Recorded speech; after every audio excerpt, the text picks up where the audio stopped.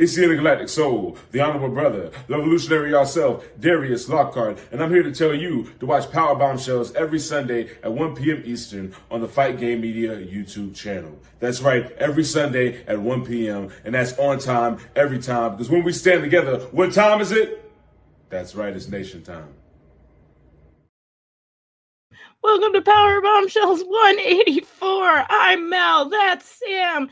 And it's always nation time, so it doesn't matter what time we get on the actual air. Right. And we're on wizard time because media happens, and that's all I'm going to say. We were having slight technical difficulties, nothing too serious, but no, nothing crazy. That's what we were working on, and it was not cooperating. And so, if you noticed, you may have noticed last week's graphic, but that's okay. I don't need to show you pictures of my teenage sister. It's just not. Well, yeah, that too. She was also had some media that popped up, but we got it fixed. I'm like, why? Why are you doing this? It's just a right. And Nikki was actually really close. She said that your hat would be purple and green. It is very green. It's very green. It's an Oktoberfest hat that I picked up from our local Oktoberfest. It's very cool. It's big. It's very big here because a lot of the heritage from the people who founded this town are German and Polish and Bulgarian and so forth. So yeah, I was like, Bob brought it home for me, and I was like, heads up. Brad says he has a hat request for you. He would love for you to rock a tiny cowboy hat in honor of our men's world champion and anti-ice advocate, who I am. Exactly why I'm wearing this shirt today. I was like, as soon as I happened to be on Blue Sky, literally 5 minutes after he posted it, and I was like, that's my MFN world champion. I was good on him. I am so glad. Let me click this link RN because I thought, because I mentioned it last week, like I saw it during SmackDown. It aired a couple of times, and then I saw it obviously the one time during AEW, and I had heard that NXT shows it quite a lot. And apparently I didn't see it last night. Apparently it did air again last night. Multiple times. I'm getting sick of it. On HBO Max, apparently it was multiple times. On the TV broadcast, apparently it was just the once, and I didn't even see it because I was a few minutes behind at the beginning, and I was fast forwarding to catch up, and I was still in commercial break, and so I may have fast forwarded through it, and I never saw it again after that. So apparently it was multiple times on HBO Max because I saw Collins and a few other people posting about it. So it'll probably, if they pull it, and I don't know how long it takes to pull it out of circulation, but in the meantime, keep contacting them and telling them to stop putting propaganda. Stop airing propaganda that is violent propaganda that's encouraging people to they're just kidnapping or abducting people at will, or raiding houses in the middle of the night. They're zip tying children in the middle of the night and taking them away from their parents. Raiding a house in the middle of a freaking neighborhood and smashing glass onto babies. So they were going into a whole entire apartment complex. Yeah, I know. They raided an apartment complex. Just saying that too. So all of that.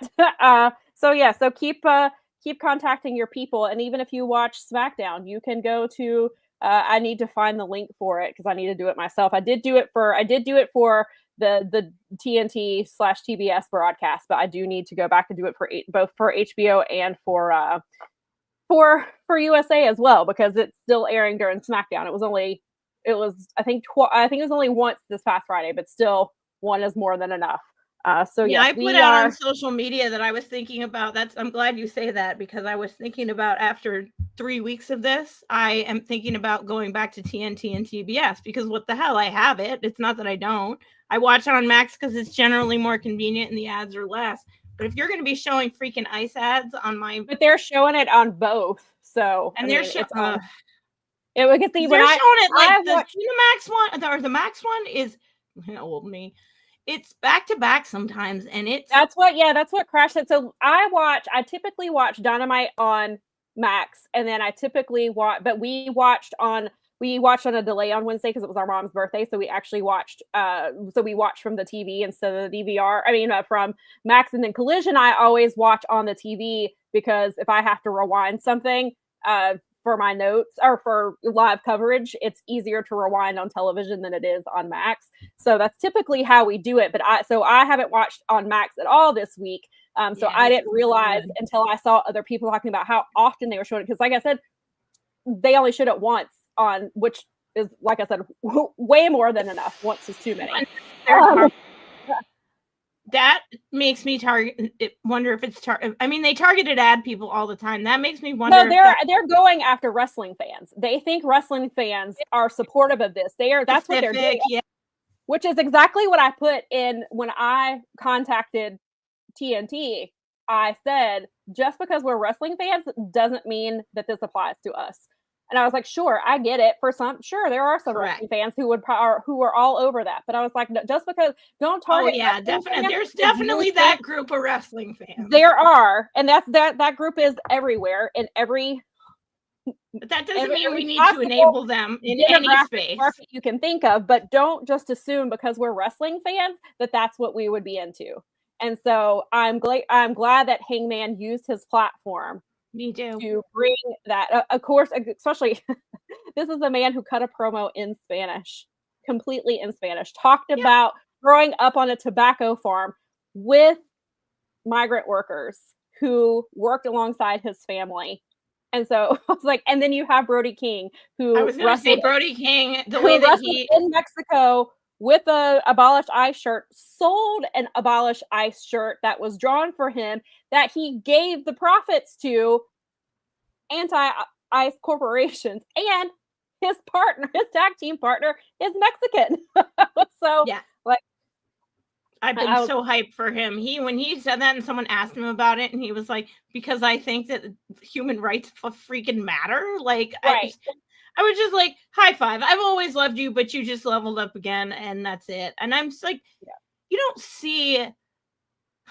So funny because when the podcaster thing happened and the NFL was going to do like moments of silence and stuff, I had to laugh because I was like, I'm sorry, I was told that we weren't allowed to have politics in our footballs because of social justice out of it, and that evil guy that got conflated into being anti-American, even though he was literally like asking troops that literally serve in our military what the proper protocol was to show your disobedience. A Green Beret who taught him how. They were from like bases where, because I used to work, a lot of our places that my cities that I had for our soccer program were adjacent to the two military bases that are. There's an Air Force base out there. Well, there's a few places, but we had naval facilities. So the two of my towns, one was adjacent to the Air Force base and one was in the town where the Navy base was. So it's like, I know that there's those people have plenty of the Northern California. And so it's like, whatever, but okay. But let's have a moment of silence for a podcaster. Right. So, okay. Yeah, so this whole situation is, listen, I'm team human. That's the team I'm on. Right. I'm team everybody needs clean water and clean air and a home and food and feed kids and forgive student debt and stop shackling a whole generation and not being able to participate and fuck ICE because fuck ICE. Yeah. So if that offends you, you can go. Well, we don't need your support here. It's fuck ICE all day, every day. No, fuck ICE. I'm liberty and justice right here. I've read the Constitution. I know that I was just talking to a friend the other day. All these people who are saying that they are, they love the Constitution. This is if they don't know anything about it. They clearly have never read it. Then children, they're doing this to brown people and to children at will. They'll do it to you too. Don't think you're above this person that what your complexion looks like, or because you wear a MAGA hat. They'll come for you too. Quite the opposite, actually, historically speaking. Is we start here and then we just escalate. And I beg you, for people who don't believe that the American government would attack their own people, just go look up Kent. Go look up Kent. Google that, and you will see, because that came up over. It may have been a bot that started it, but I saw somebody over the weekend saying that they wouldn't think that, and all these people were giving them multiple examples. Somebody should look up Detroit in 1960. Yeah, just because there. his city was under siege. Use a search engine. Don't ask ChatGPT. We had this conversation already. Don't do that. It's already terrible for the planet. Please decide for yourself and don't eat. Please do not. You could also do this thing called go to the library. They have free resources for you. They're super awesome. I love my library. I'm up there all the time. The day ladies know me now because I get so many books out of there. Amazing. I love reading physical. It's been saving me on my Audible credits because I read a lot. And Audible credits, we kept running out of them. Well, now I can go get books out of my library. Right. And read about history. And I've unfortunately or fortunately, whatever, I've read a lot of history and went to school for government and history. And I've read this book and it never ends well. And it's never ended well on any continent that's done it. And there's been a lot of real wackadoodles that have run things like this into places. And it's just, we need to help each other. We need to we need to live in a parallel world. We need to live in reality while they're living in whatever that is that they're doing and help each other out. Because really at the end of the day, even the people that don't realize it, we're all in the same boat here, folks. Yeah. This is not this is a very small group of people telling us what to do and pumping out content and palatable little bites for you. This is, I mean, and it's classism. It's the billionaires versus everybody else. And so they're keeping everybody divided so that you don't pay it, so that you lick their boots divide and conquer, helping your neighbor. Yes, exactly. And that's what they're doing. And they don't care who is doing it. They do it themselves and pay for it. They allow foreign actors into the conversation because they love to do it, because they love to rile us up and they know. Oh, there's so many conversations like that. It even came out a few weeks or a couple of weeks ago that the whole Cracker Barrel thing was started by bots. The whole we're going to boycott them and we're going to be big mad about the logo. That's what it came from. One of my politics Twitter pals called that out when it happened immediately, and they had they tweeted it and they were like, "Watch, in a few weeks this is going to back," and all this. And for me, now this is I told, and BJ noticed this because we were talking about it. They changed the highway signs because Bob and I go to fair, and we have been going to other fairs outside of Michigan for a while now, and we drove to Toronto even for the Forbidden Door show. Mm-hmm. That barrel's been gone for a while on the highway signs. I thought everyone knew. I think it depends on the location that it's in, but it's the other day. And I was like, I thought that was the case. It's been gone forever because I have a bunch of, and I think it's just because of my age and the fact that I have two very good friends that are graphic designers. So I notice weird stuff like that. And I'm like, oh, they got rid of the dude with the barrel. And it's been years. Yeah. We passed one on 96 the other day. I was like, so it finally has come out that was a total BS thing. And and Cracker Barrel has fired the agency that they were working with that did the newer logo. Cracker Barrel parted ways with that or didn't renew their contract or whatever. I don't know if they ended their contract or if the contract was up for renewal and they just didn't renew. But regardless, they ended that relationship last week. That was meant to start controversy. It was meant to create this shit is it's squirrel. Amen, Crash. Yes. And Benny had said the same thing, that you can also use the app Libby, which connects you to local library, and it's free. Books are a few clicks away. So support all of those. And speaking of, since we're on this topic, Reading Rainbow is coming back, and it's coming back with the great librarian Michael, who I've been following on social media for probably the last year and a half or so. And he's incredible. He is very much about book joy, for adult book joy and for children. And the library was a safe place for him. And he actually left the library he was working with because he was having some mental health issues, which he's been very open about. And so he's been still using his platform to promote books in the library. And so they announced him last week as the host when they bring it back. And I'm so excited. I don't think there's anyone that they more perfect than Michael. So I'm so happy for him. And thank you, Collins. Thank you, Collins. Thank you for coming. And you're so sweet. And Collins just actually just hopped off their own podcast. They were doing Coffee with Collins, which I didn't realize. I didn't even see it till it was. Oh, you know what? I saw that was going to be a thing. I saw it up, and they were ranking the wrestling matches that made them cry. I like that. And so I saw a few of them, and they were talking about the the Ricky Starks strap match with Bryan Danielson. And I think that match is, and Collins was kind of talking about how that match is underrated. I think it's very underrated too. I think that was one of Ricky's best matches as well, which Collins mentioned. But so it's really cool to get those perspectives. And so we are glad that you are here. Thank you for and appreciate your continued support and sitting in this chair for me here. Yes. Appreciate that. Yes. Love it.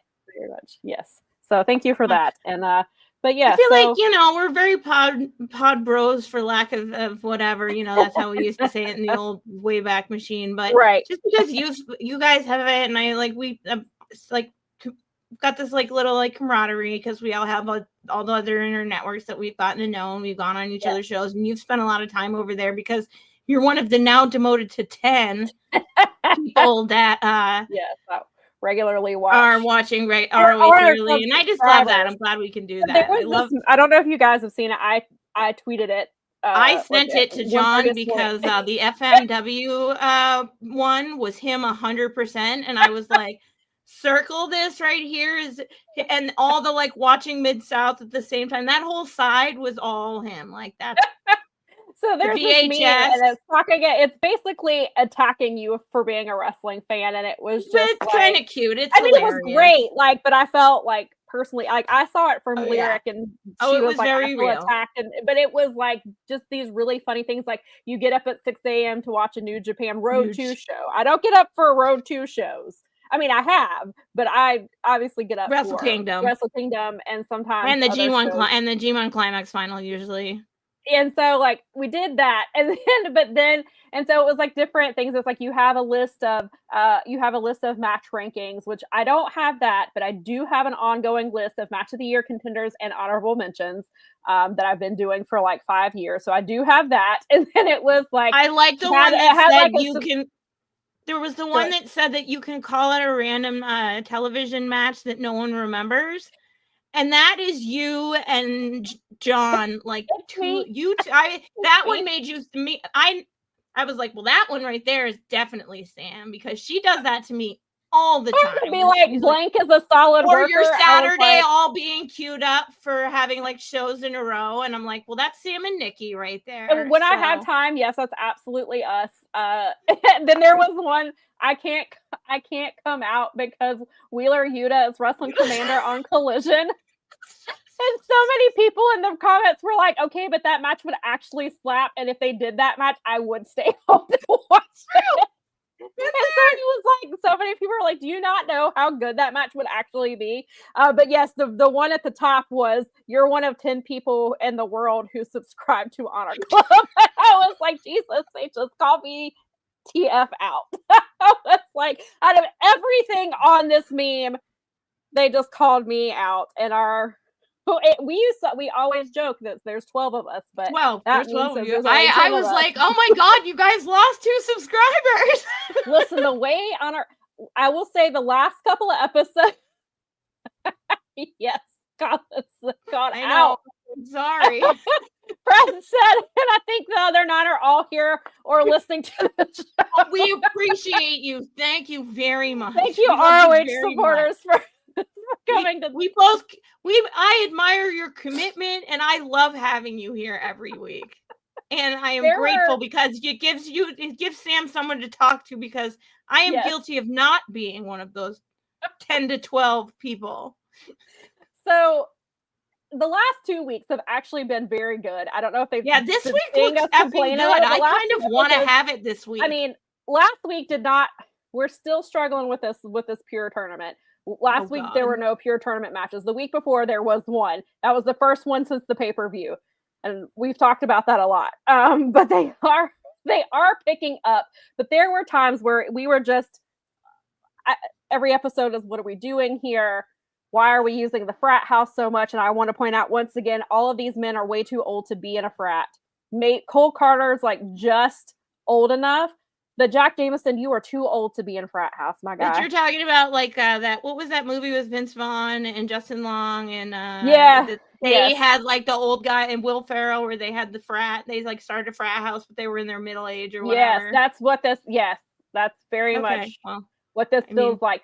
But what it also feels like is they're just when I don't watch Revolver Yes, Preston Vance too. Yeah, Preston Vance is in. Thank you, Brad. I believe Preston Vance is in his.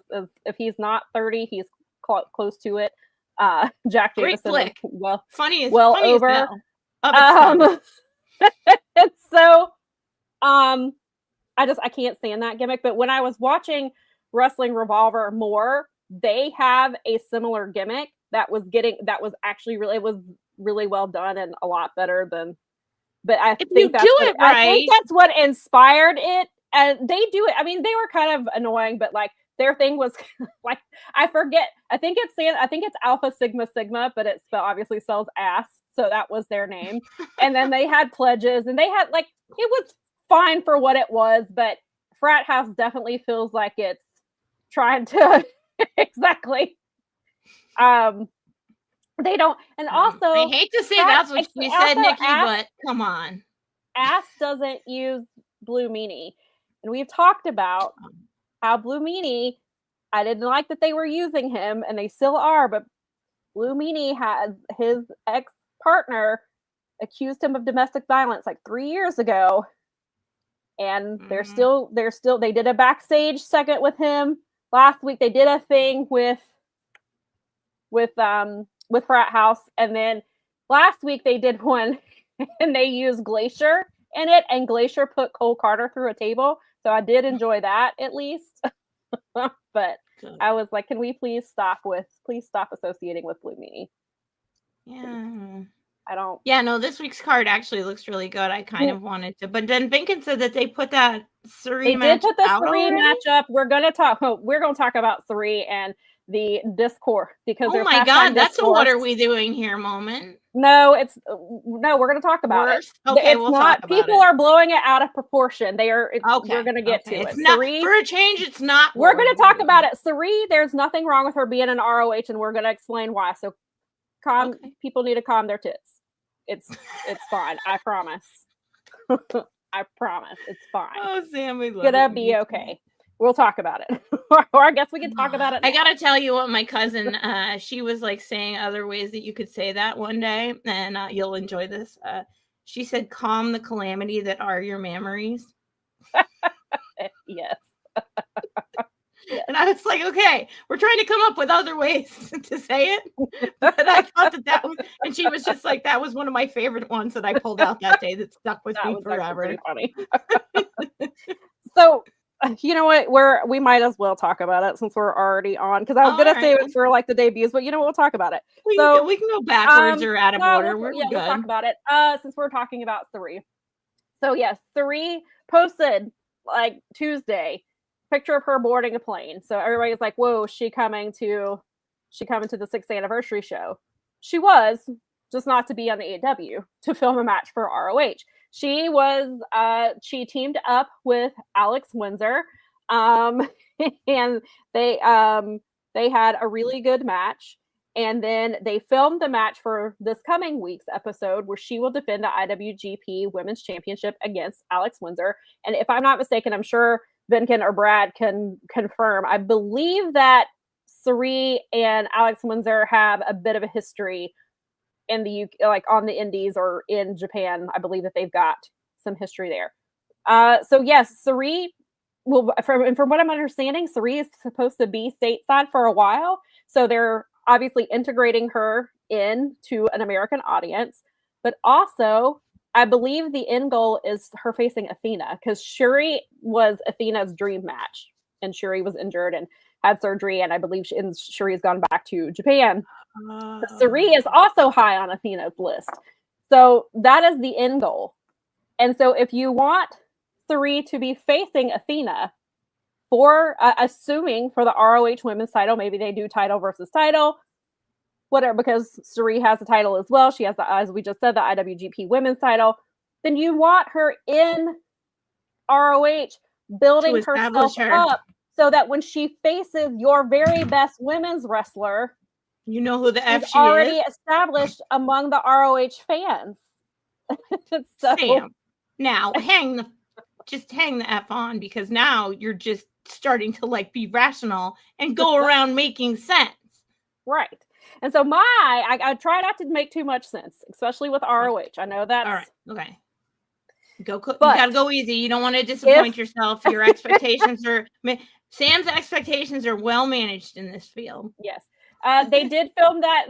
Vinkin says that she's back next week, unless that was taped. Yes, they filmed it because they filmed Collision on Thursday this week. So they filmed her match with Alex Windsor already, which is why there was more crying on the internet about it. Sarie's back in Japan, but she'll be back soon for more work.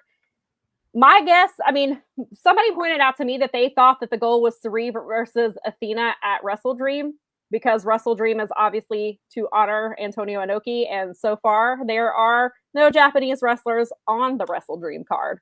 But my guess was that that's the final battle match. Is that I know it's not till December, but my guess was Athena versus Sarie was happening there. I don't know what we'll do there. I don't know if it'll be a title versus title, if it'll just be Athena's title. I don't know that they'll have Athena drop the title to her, but I feel like that's a pay-per-view level match, whether that's Final Battle or if it's WrestleDream or Full Gear or World's End, wherever they do it. So the Sarie matches in ROH are to introduce her to fans who are not familiar with her, or who only unfortunately saw her in her terrible WWE run, where they wasted her and did nothing with her. Where they WWE'd her. Yes, they did. They changed her name. They made her dress like, if I remember right, maybe Gail Kim should look at the way they made her dress while she was there. If she's looking for more things to complain about, people like that only live in somebody their own will reality. tell her. Somebody will tell her to go look at Sarie and what they did to her in WWE. And I've decided that those people have locked their brains into a final functioning form, where they will only believe what they believe, and no matter what you do, you just can't hammer it, because they are locked in. They are not gonna. I call it not preaching to the converted, for lack of it. But they're never gonna. They will tie themselves in knots to not listen to reality, and it's fine, because reality doesn't GAF if you believe in it or not. It'll come back at you sooner or later, so that's fine. But so for these people, it's for them, they're just in they live in their bubbles, all these, it's all the way up to the top. And when you see the people that are the guys that are in charge of things acting a fool like they do, that is of course the larger population and people on the internet and people in public are going to think, oh, that's okay behavior, because the guys in charge are acting like that. Right. Exactly. That's simple. I worked in childcare for my entire career. That's basic stuff. It's what? You're acting 5? What? Right. Okay. Right. No one taught you how to grow up and be a big boy and put on your big boy pants and your big girl pants and just do things you need to. And so, I think Sarie, when she comes back, I do think I don't think she's on ROH for good. I think they'll use her on AEW television, but if the goal is to get her to Athena, wherever that is, whether that's Final Battle or a random Thursday night or WrestleDream, then ROH fans know who she is and they're familiar with her, and they're not why is she getting, we don't know who she is, why is she getting a title shot? She's never been here before. That's what we're doing here. We're letting you know who she is. We're putting in her a tag match with Alex Windsor, who you know. We're putting in her a match against Alex Windsor because you know her. And now, God forbid, and this is just, I'm throwing this out there as a whole sidebar here, but in theory, you're still trying to actually snag subscribers. Right. I'm going out on a limb here and saying, wouldn't this be a pretty good way to try and sell ROH subscriptions even for a month? Yeah. Because you've got a pay-per-view coming up in the next few months. Maybe you talk people into signing up because they get the discount on the pay-per-view. 2 months from today, as a matter of fact. So, it's not the worst thing for the people that know Sarie that maybe are okay, I'll sign up for the thing for a couple months and get the discount on the pay-per-view for the next, because that's a pretty good deal for the next few months when you do the math, when you get the discount. It's the idea behind Triller TV has that for the UK and or Euro and whatever. And it's you sign up for the TV, you get all these things, and then you pay half for the pay-per-view than you do in the US. Right. But I'm just throwing that out there as because I think they're still trying to make money off of that. If I remember correctly, right? Yeah.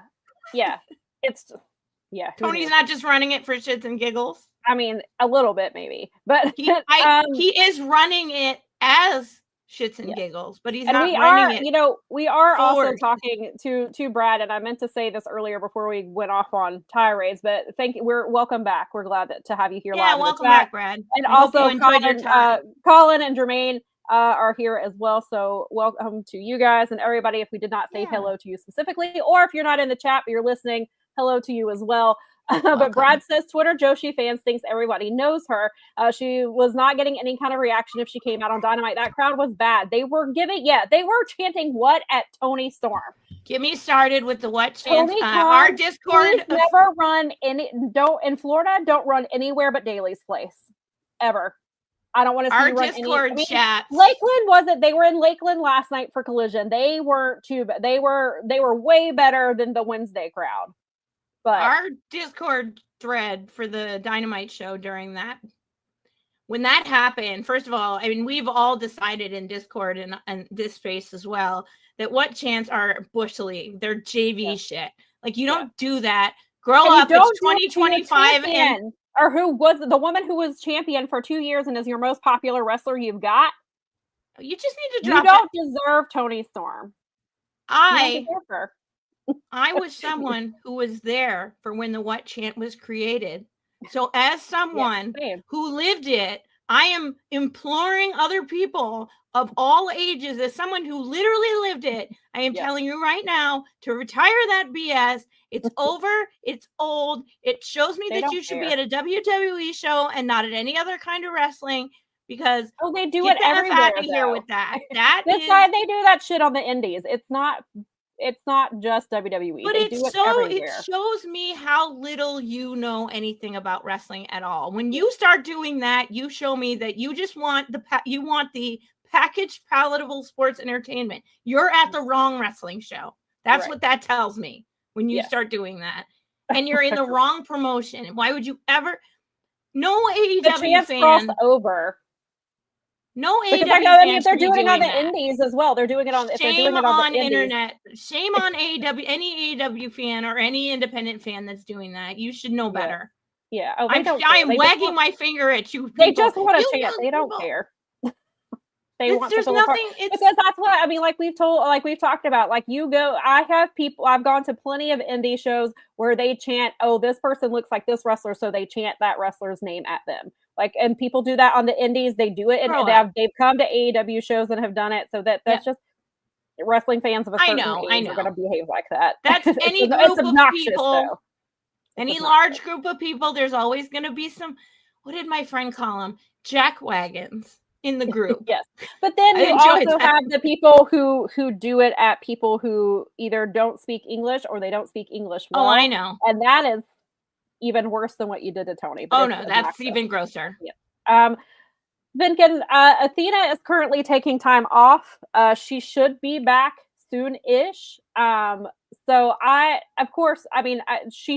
she should drop the belt there. But if she wants her dream match, she has more than earned it. But the only thing is, actually, I take that back. She's not going to drop it at Final Battle. And the reason is 5 days later, she'll be champion for exactly 3 years. Oh, there you go. So I forgot. I mentioned that a few weeks ago. Athena's not dropping that title at Final Battle. Because if you're getting her 5 days from her 3-year anniversary, that would make no sense to make her drop it. Okay, edit that out. We'll just take that out and post. So I forgot that we discussed that before. That's what she's doing. She's not dropping that. She's not dropping that title at Final Battle. So that's probably why that may be what, if that's where they're doing her versus Sari, that's why, is because she's and I don't know if they haven't mentioned if they're doing Wrestle Dynasty. Also, I know they're trying to keep shows close to the vest because of the counterbooking. The not counterbooking. Or if maybe they're going to do Wrestle Dynasty, but they're not doing it the day after Wrestle Kingdom. I don't know if they're not doing that either.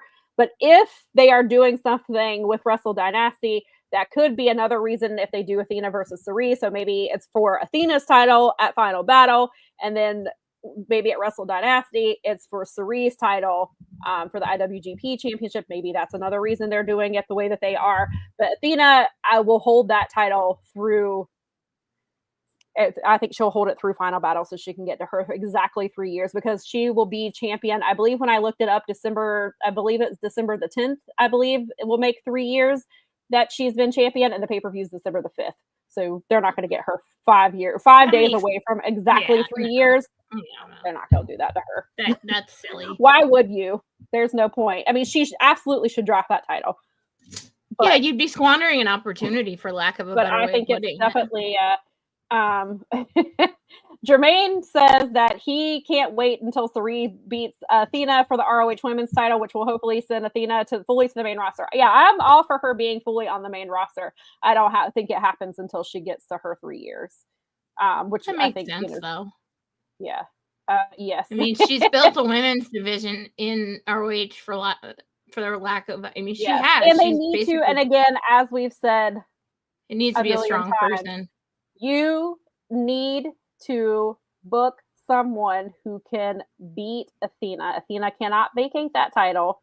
You have to build someone up to beat her. Is it 3? Perhaps.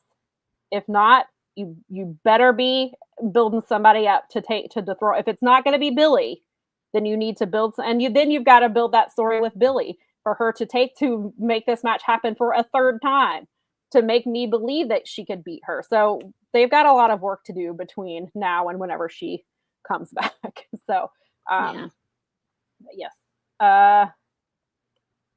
Good afternoon. Thank you for joining us. Welcome. Yes, wrestling fans can be super annoying. They really can. Yes. It's like, and we know, yes, like, it is a look at me. It makes him look at what town and city in this, since they remind me to never visit there.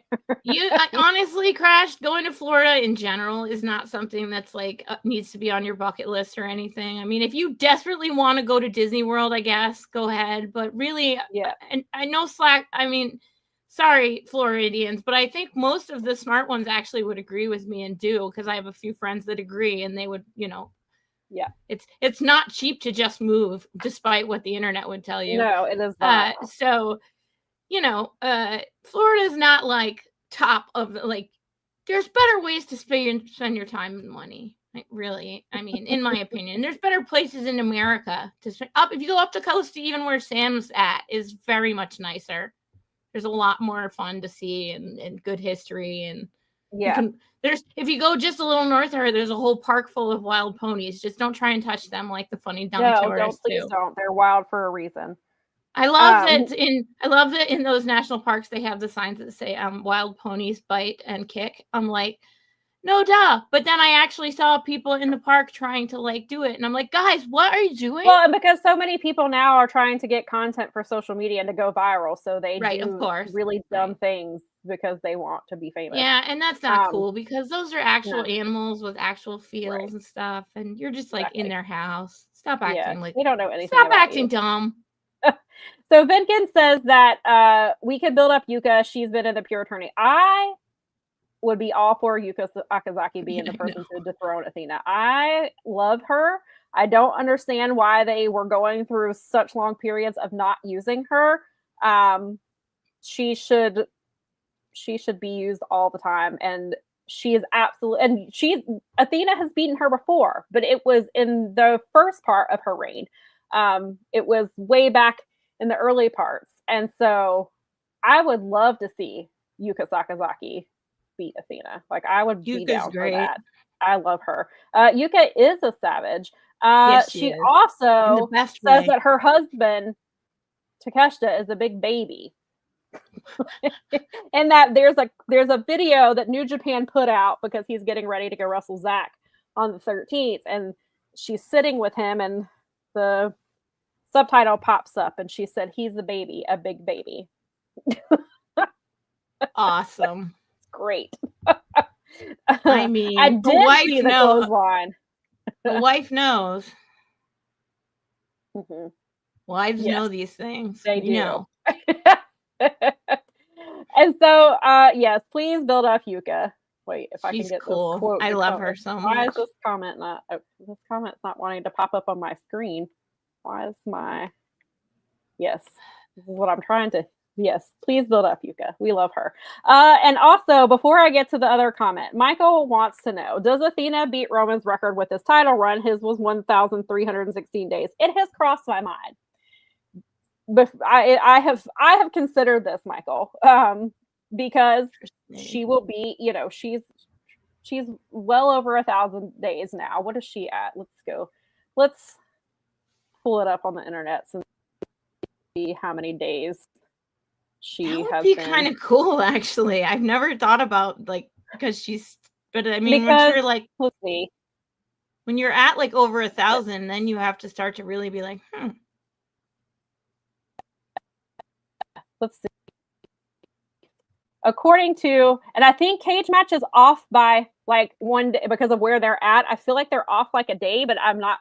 But according to them, she's been champion for 1,030 days. Oh, thanks, Bacon. You and Bacon got it at the same time. So then if she, let's see, so she would need just under 300 days to do that. If you're making her champion till December the 5th, which is, hold on. We're going to do some maths real quick. We're doing math here live on Powerbomb. What was it? It was 1,300. Math. It was 1,316 days. Is that our number? Is that what it was? Yeah, Roman is 13. Okay, she's at 10:30 now as of today. So she needs 286 days. So, I mean, well, I guess technically 287 because she has to surpass it. Because that would just tie her.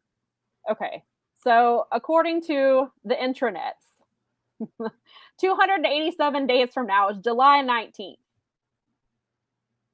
So it'd be a very long time. But you've already gotten her this close. Also, does somebody know? I've seen the total and I can't remember. Does anybody know the number of the combined Briscoe date? Because that was like that's the highest thing, is because the Briscoes have been champion 13 times. There was like a combined number of how many days they were champion, and that was like the goal that may not get broken. But I think we're still far away from that. So it's certainly possible that this is what they could do. So she would break it at 287 days. So which is what she would need to break it, would be July 19th. That's a Sunday. You certainly could, and that's in the summer, so there's no football, and that is pay-per-view season, right? And so she's not losing on a paper. He doesn't think about Tony. He cares about beating the record for another company, especially since others have held the titles longer, including Bruno and Bula, which he. Nikki says Bula shouldn't even count. And maybe he doesn't, but as far as modern records go, thank you, Brad. So as far as modern records go, maybe there's some appeal to that, not as in because it's what WWE has done, as in who is the longest reigning champion, like currently. So maybe from that, but I just don't know how you can keep her. Like, how do you keep interest on her till that? Because they've already struggled this far. Yeah, they've already struggled this far. I do absolutely see her holding it till she gets to exactly 3 years. I think that absolutely is happening. And so I think, and Cage Match has her, December the 10th is when she won that title in 2022, and Final Battle is December the 5th. So I think she absolutely gets to the 3 years. I don't know that she does. So it is obviously plausible, like, that they could potentially do that. I don't think that they will, but if anybody's going to do it, like, I'd be okay with Athena doing it because she's incredible. And so I would love to have a woman be the one who holds that title, which would be very cool, but I don't think that's what's happening. But then let me go back up here to, yes, we've been talking about this too as well. Jermaine says that Mercedes is not going to lose the title on Tuesday because she's days away from beating Jade's record. Because yes, as we've been saying for the last few months, she has to get through WrestleDream, or once she will be at 500 WrestleDream, she will be at 510 days which will surpass Jade. Jade was champion for 508, so we've been saying that she at least goes into WrestleDream as champion. I don't see her dropping it because I think some company will get her to her 11 titles. She's 1 title away from tying Ultimo Dragon, 2 from surpassing him, and I think that's the goal, and that's much more feasible than Athena breaking Roman Reigns' record. So I think that she holds it. I wonder if the person she is facing on Tuesday is Dakota Kai. When they first said that, I wondered if that's because Dakota lives in Florida. She's a free agent, has been a free agent, has been rumored. She's rumored, I think, to go back to Japan as well. I did see something a couple of weeks ago that she's been getting new gear made, so they assumed she was showing up somewhere. This is a show in Florida. It's at Daly's place. If they are bringing Dakota Kai into the company, I mean, you could make the argument, why is she coming in and automatically getting a title shot? But on the other hand, Mercedes' challenge is, I want to wrestle somebody local to Florida for my title. So Mercedes is the one putting this challenge out there. So they certainly could bring in Dakota Kai in a situation like that. And I think that some fans would be receptive to it. I'm sure some will not, but I think that that's certainly a possibility that of course it could be somebody on the roster. Yeah, I think so too, Brad, that her WrestleDream opponent will come out post-match on Dynamite. That I think so too, because WrestleDream is the 18th. We got to get her on there. Vinkin says, is there anyone else from there? I'm sure there is. She's just the first person. I was trying to think of who was from Florida, and Dakota was the first person that I thought of. So it may not even be her. She was just the first person that came to mind. But I did see somebody on the internet. I don't agree with them at all. Is that they thought her opponent was going to be Izzy Moreno, because Izzy, the little wrestling fan that used to be obsessed with Mercedes and used to go to all the NXT shows, she's been training to become a wrestler and has been wrestling on the indies for the last couple of years.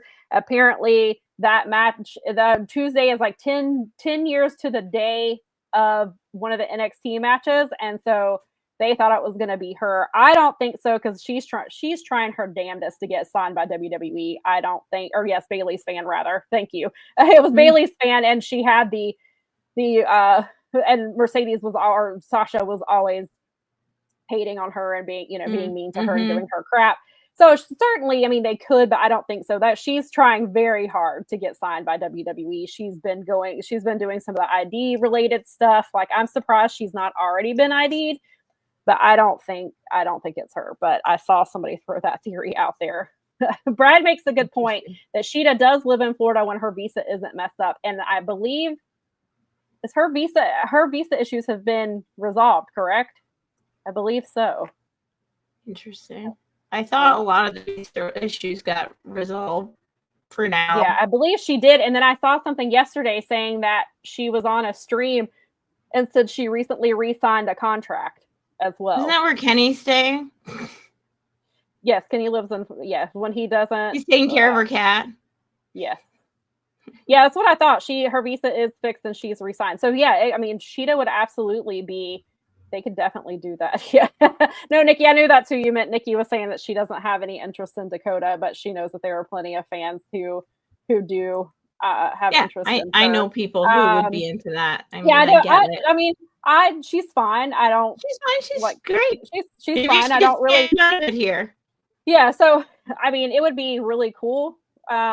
Nikki said there's a lot of WWE wrestlers that were in WWE that she didn't like, and then once they popped up elsewhere, got to see what they can do outside of WWE.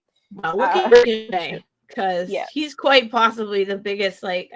That's a huge. He's always been a great wrestler, but he's never had like a sustainable gimmick, and now he's finally doing something. I didn't hear who you said. Ricochet. Yeah. Yes, I liked him on the indies and stuff, and then I mean, again, but when he was on TV and he was on WWE, they had no idea. And Prince Puma was like, I mean, I know everybody, like the people that watched Lucha Underground were very committed to it and loved it, and it was awesome. And I get it. Like, I wasn't a watcher. The little bit that I saw of Lucha Underground, I really enjoyed, but I didn't have access to it a lot, and so that was part of my issue. Was I just didn't have access to Lucha Underground, because I probably would have been all over that, because that is a lot of the stuff that I like. And a lot of the it was actually my mother-in-law who put us onto it, because she was watching it. She was like staying up late. She's like, "Have you ever heard this?" I'm like, "No, my cousin's been bothering me to watch it though." So here we are. It was a little late. We signed up a little too late and couldn't find it anymore. So we caught it like right at the end. Yeah. And I mean, Brad makes a very fair point. Until Dakota can have a sustained run without her knees exploding, I don't think Tony should really. Oh yeah, that's right. Her knees. Is injury. I mean, she is injury prone. So I mean, maybe they bring her in for a one-off. I mean, Isla Dawn so far has been. Well, I was gonna say so far Isla Dawn has been a one-off, but I forgot she just filmed a match that will be on this week's ROH. ROH is one thing that I've noticed they've been doing the last 2 weeks, and it seems to be continuous. They are really leaning into the mixed tag matches in ROH. They've been 2 episodes ago, they had one. Last week they had 2, I think. And then I saw that they brought in Isla Dawn is teaming with Grizzled Young Veterans on this Thursday's episode. Interesting. So I guess that maybe she's not a one-off, but yeah. So, but Brad, you are right about her being quite injury prone. So it depends on, maybe she should. I mean, and there have been rumors that she's going back to Japan. So maybe that's where she. Vinkin says all it can take is a dumb jump off the turnbuckle for some, or jumping off the side of the stage. Yeah, Adam Cole. Right. Yeah.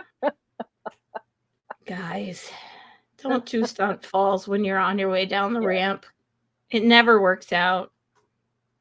Yes, Brad, very important distinction, that they're not just doing mixed tag matches. They're doing matches where they allow the women to interact with the men, and it doesn't look bad that people will complain about it. Chris and Yuta had some really great spots. Yeah, they really did. And they did have some Story Denali is who they've got.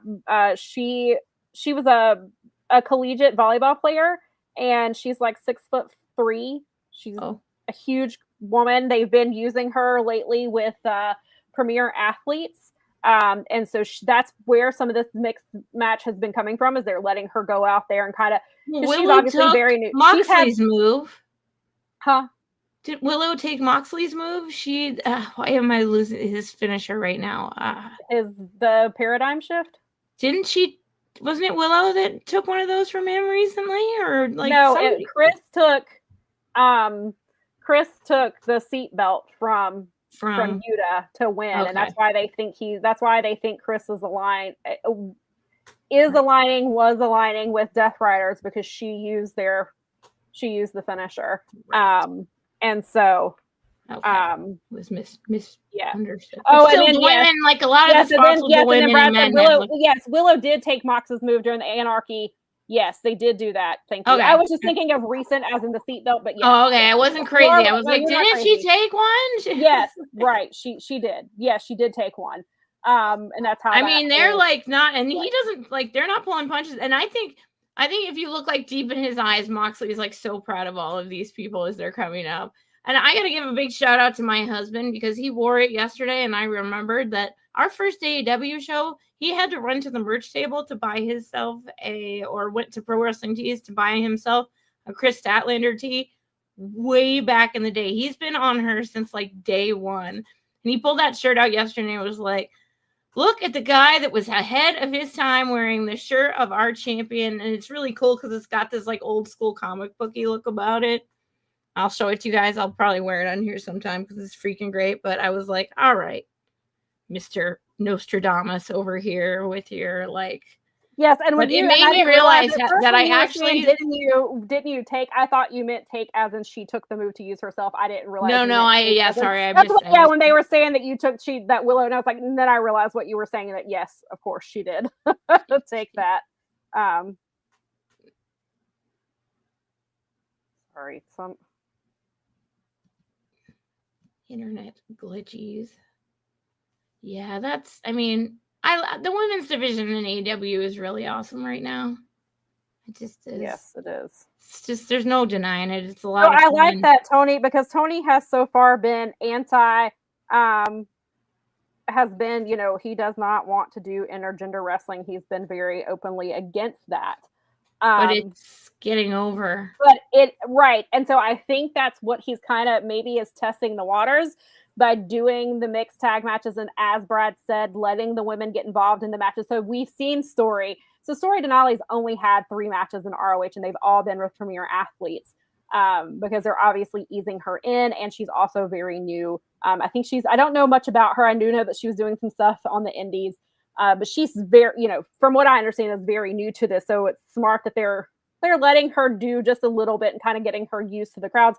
And so, but they are letting her interact with the men, and that it's obviously happening with other things as well. And so I think that is, I like that. So I wonder if Tony is kind of testing the waters on how fans would react to intergender matches, and then maybe his own self, because it's not something that he himself apparently enjoys, he has said in the past. So perhaps this is the compromise he has come up with, or he just realizes, that the fans, maybe he realizes, the fans really want this. So maybe we can test this out and see how far I will go with it. Yeah, Story is very green, and she has a very good look. And yeah, I agree. Yeah, putting her with Tony Nese and Daivari and Sterling is a great move. Those 3 are very good trainers. Yeah, I think it's a really smart move. I like it. It shows, and she doesn't have to do a whole lot. She has a great look. She can do a big boot. She can do a couple other things, and let her get used to. I mean, kind of like they did with Satnam. They've let Satnam he comes out. Generally, he's had a few singles matches, but he generally comes out with Jeff Jarrett and or Jay Lethal, Sanjay Dutt. They let him do his couple of moves that he can do. So they're kind of doing that same thing with her, which I think is really smart. And I think starting her out in ROH is very smart with that. And yes, and we are starting to get more women forward stories, which is beautiful to see. And crashes, if I recall, the Willow bump after the Paradigm Shift, Mox let out an audible gasp and probably a USF. Oh, a U6. Okay. Chant. Maybe that was all in my head though. I can't remember if he let out an audible gasp, but that took her off TV for a little bit, and people were big mad about it. Which of course they're big mad about women taking moves like that. She took it like a champ, and Story absolutely does have the presence down. Yeah, I'd like to believe that's who he's talking about, is Story. But yes, and I guess since it was mentioned over here in the comments, we'll talk about that too. Let me find it. I think it was I think I went past it. Where did that comment go? Crash. I just saw that. Axel Rose ankles on that. Oh, that's funny. Yes, that is funny. I will give you that. That visual is perfect. Yes. So Vinkin says, "I can't wait for the complaining when the women's blood and guts happens. He's gonna grab his popcorn and enjoy the salt." I feel like that we should just send them some maxi pads to dry their tears with. They have all kinds of absorbent. They have all kinds of absorbency. I mean, that's a lot of simp tears. Fair. So there's plenty of cheap ones. We can just send out care packages. Here you go, boys. That's for your tears. and plenty of girls and I mean, that's a gender neutral thing. There's a lot of. That's fair. Yeah, it is. It does come from one more than the other, but yes, it is It's. I mean, obviously, since we have the institutionalized sort of male dominant situation, it just kind of works that way. But there's plenty of shitheads on the internet. It's just that's gender neutral. Yeah. So just Benny says that both Willow and Stat nose to nose with FTR and Mox, which is fantastic. I love it. And now it's leading more to, we saw more of the interaction last night with on Collision with Willow. She and Speedball were out there with Kevin Knight. Yeah, Kevin that Knight was fun. They picked up a win. Kevin Knight picked up a win over Dax. Then Megan Bayne attacked her afterwards, and I was like, I don't like this as far as Megan Bayne being with FTR, but I do like Willow needs something to do. Megan Bayne very much needs something to do. Yes. So I like that story. I hope that will lead them away from the FTR. I don't want Megan Bayne. Move them away. But if it's the storyline vehicles that gets us there, I'm fine with it. But so we had that come out. Now we've got I believe it's on Collision. This week's Collision, it will be Megan and FTR versus Willow and Jet Speed. And so that is coming up, which will be interesting as well. Yes. I want Willow to fight everyone. Agreed. I saw that comment. I was like, yep. I would love that. Jermaine says, I have a feeling that at some point the Death Riders will cost Statlander the women's world title. It's just a matter of when. They certainly could. I still won't be surprised if she ends up aligning with them at some point. But we shall see how that plays out. I will say one thing that I did like with the segment with her and Tony, that Tony Storm put her over, and she was talking about how if anybody was going to beat her, I'm glad it was you.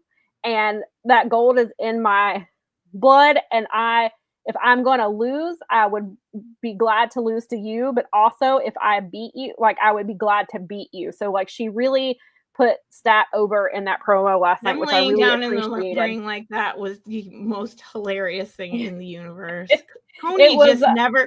She just never stops. It's like every day, all the time, she's coming up with new amazing ways to make me just a happy wrestling fan. Yes, right. She's so great.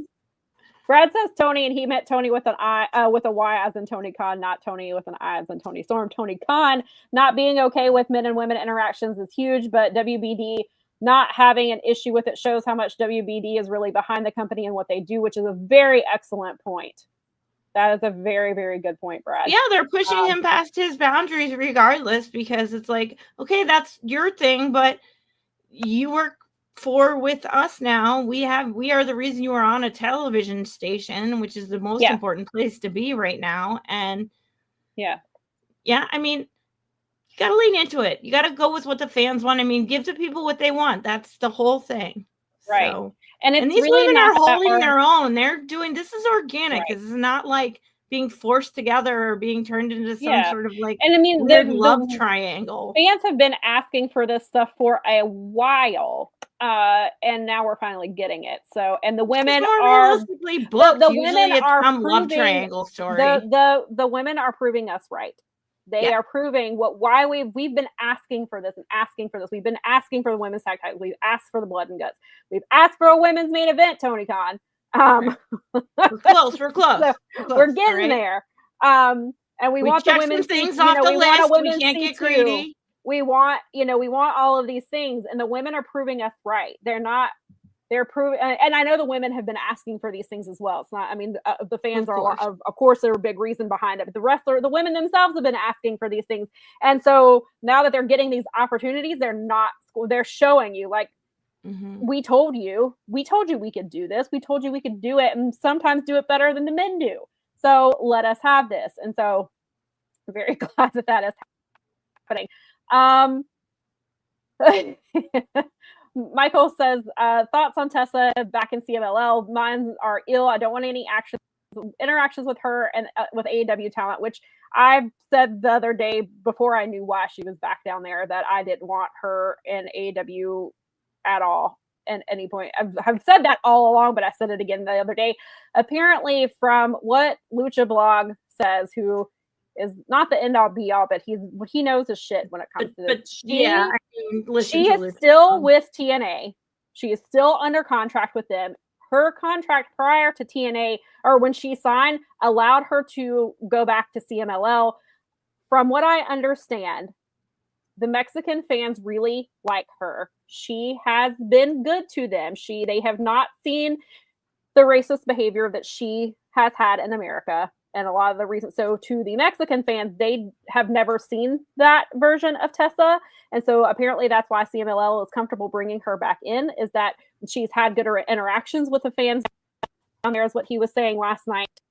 And so that's part of the reason they brought her back in. But she's still with TNA, which obviously has a working relationship with WWE. So I don't see Tessa Blanchard having any type of interaction with AEW wrestlers because of the TNA WWE stuff. And also, I just really don't want to see her. So I think that's the thing there.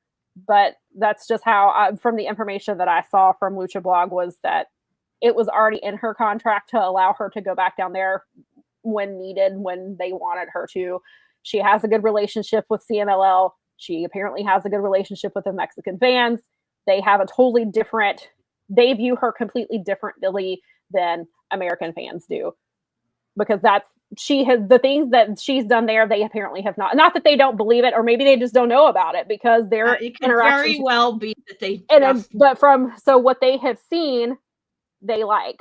And so that's not like a story that I think that's something that we would know. That's like us in the chat. We're nerds. We read the newsletters, or we were around when it was blowing up. Stories. We watched it play out in real time. Well, yeah, and I mean, certainly I saw it happening as it played women out, that were being affected by her behavior, right? And it's just and then women who have even said have spoken out, or she has claimed that she's apologized, or she's claimed that he's done these things, and then other women wrestlers have said, but you have to do more than words. Like, you can't just say it and you're absolved. So that's where that is. But yeah, I'm with Michael.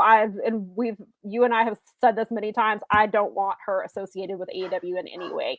And I don't need her on my TV. She won't be in the promotions I like. Yeah. It's just, I have no interest. No, I have no interest in her, but it's too bad that much talent went into that person. And that was another thing, is like, he even said that she has, well, no, he even said that in Mexico, like, she just has okay matches.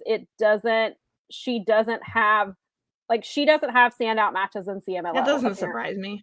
That she's just, like, he made it seem like she's solid at what she does.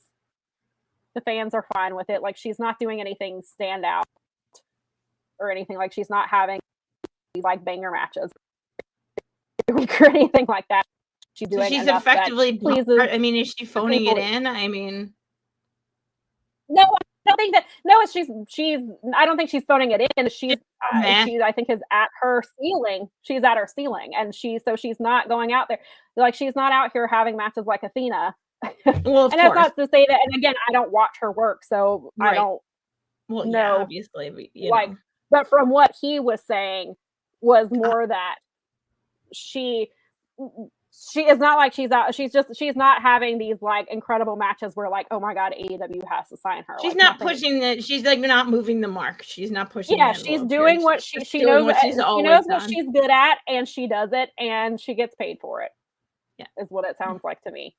Alrighty then. Well, you have your status quo life with your nasty attitude, and move on, jog on then, I guess. Yeah, I saw something about that too, Jermaine, that Mercedes is supposed to wrestle October 17th against Persephone with the CMLL Women's World title on the line. I saw that last night, and that she's wrestling in Canada for a title on October 25th. Somebody told me that she doesn't defend those titles anywhere, though. That's what I heard. Yeah, I heard that she didn't defend those titles. She didn't come back she just won their titles and left and never came back, is what I heard. she just collected the title and never defended it, and she was never heard from again. Same day as WrestleDream. With their titles. Isn't that the same day as WrestleDream? WrestleDream is the 18th. Oh. So it's the day before. Which is what happened last time. They got it. MJF and Hechicero, Mascara Dorada all wrestled in Mexico on Friday and flew to Toronto for the pay-per-view the day after. Yeah, I'm off by a day. That's what I thought. Yeah. So it goes. Crush said that he loves. What? Yeah, you go. You go. I was going to say, Crash said that he loves Persephone. She's improved a lot in the last year. I've only seen her a handful of times, but I like what I've seen of her. I've seen her some in ROH, obviously, a few times, and then the couple of matches. But I enjoy her work, and I think that working with somebody like Mercedes is only going to help her get even better. Yeah, and she's already, and that's not to say that she's not already good, because she is. Brad said many wrestlers have aura. Aura has Persephone. That woman is, damn, she needs to be on national TV weekly. Yeah, I really... I enjoy her for the bit I've seen of her. I really like her a lot. Benny says post successfully.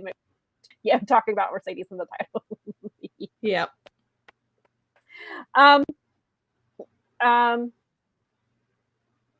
So we did start to touch on it a little bit, but so we found out Blood and Guts was obviously officially announced last Saturday during Collision.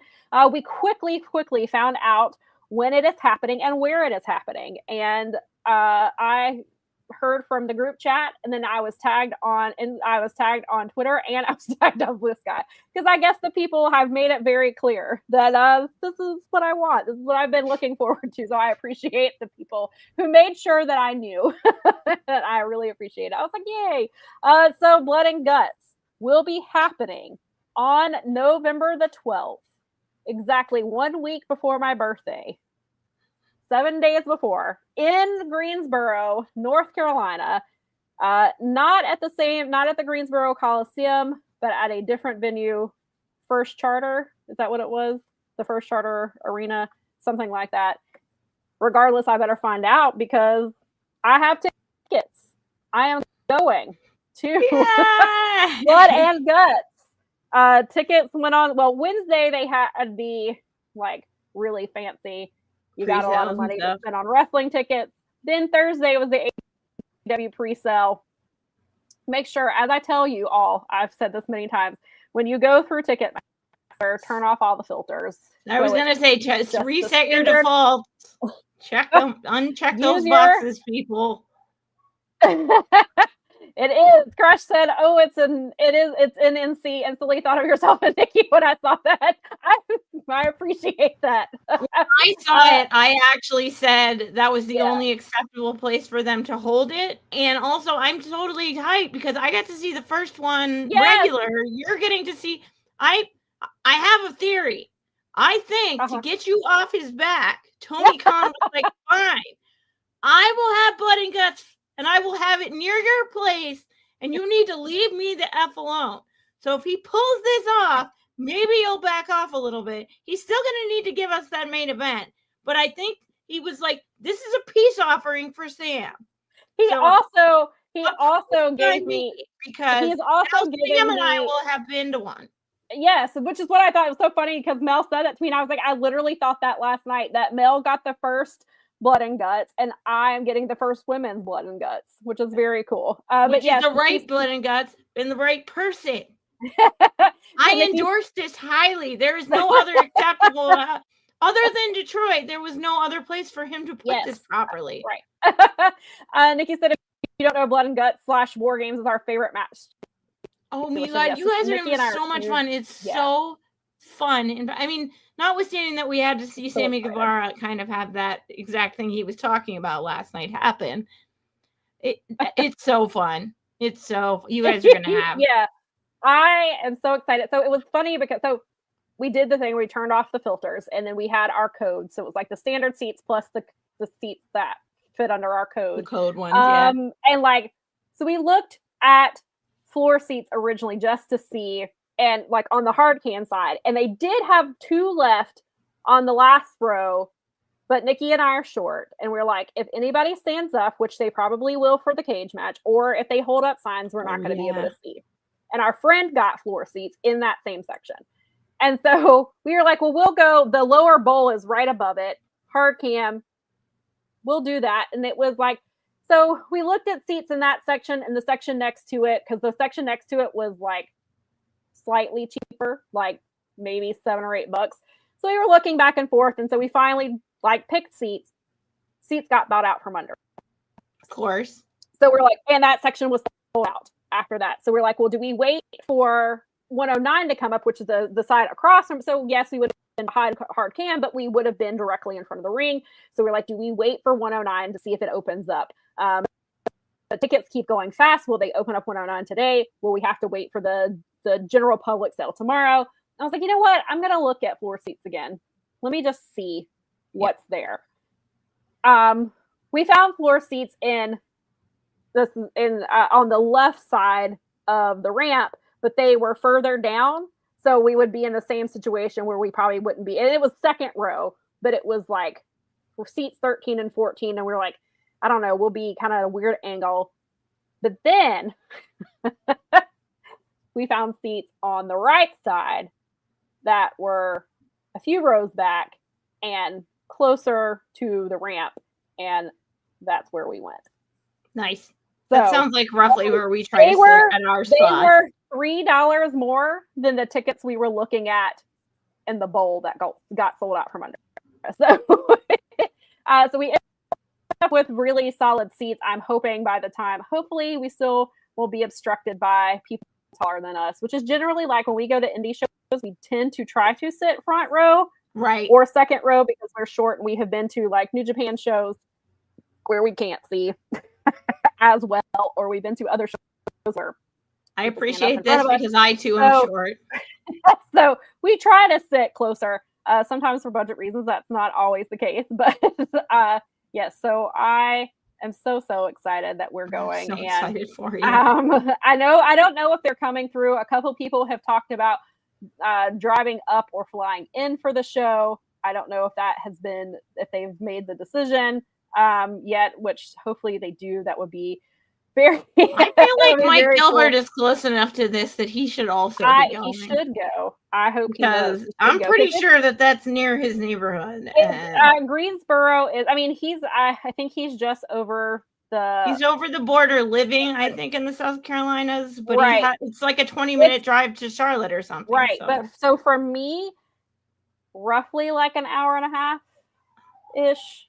Maybe it was about that much. I think I can't remember. Still, I mean, that close, I would drive that. I'm driving 9 hours. I'm driving 10 hours for a Ren Fair next weekend. So, I mean, for me, it's 2 hours is like, and we're coastal, like on the East Coast, it's different than the West Coast. You have to like explain it to them. It's like, no, if you drive a few hours north or south, you actually end up in another state entirely. You got to be careful. Yeah, you do. You do have to be careful. Crash said, honest to God, LMFAO. To be fair, I have a little reference of other reference points for North Carolina being on the opposite side of the ocean. I totally get it. But yes, so we are. Charlotte is not so Raleigh is the capital, but Charlotte is one of the bigger cities, obviously, and then Greensboro is also a fairly big city. That's where Revolution 2024 was. That is where Sting had his final match. Nikki and I went to that. And then I got to I went as media. I mean, Nikki and I attended as fans. We bought our own tickets, but then I got a media pass. So I was able to go into the scrum and I was able to ask Sting a couple of questions, which is peak of my career. I don't know that anything will ever surpass that. Like I peaked and I'm fine with that. Awesome.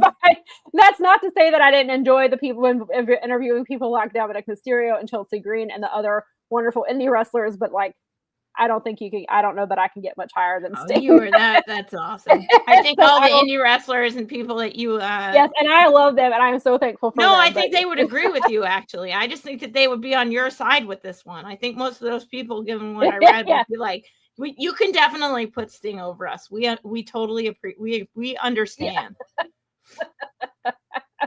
Are you going to try and do media? Or are you just going to go? Are you going to go as a human, or are you going to try and get a media pass again? It's a Dynamite, so I don't think you can go in as media. Okay. They so don't do. You get they to don't go for it's fun, Dynamite. So I can request media seats. I don't know for Blood and Guts, but in the past, but they don't get. You just get media seats, and that's it. Like you don't because it's a regular TV show. They don't do media stuff.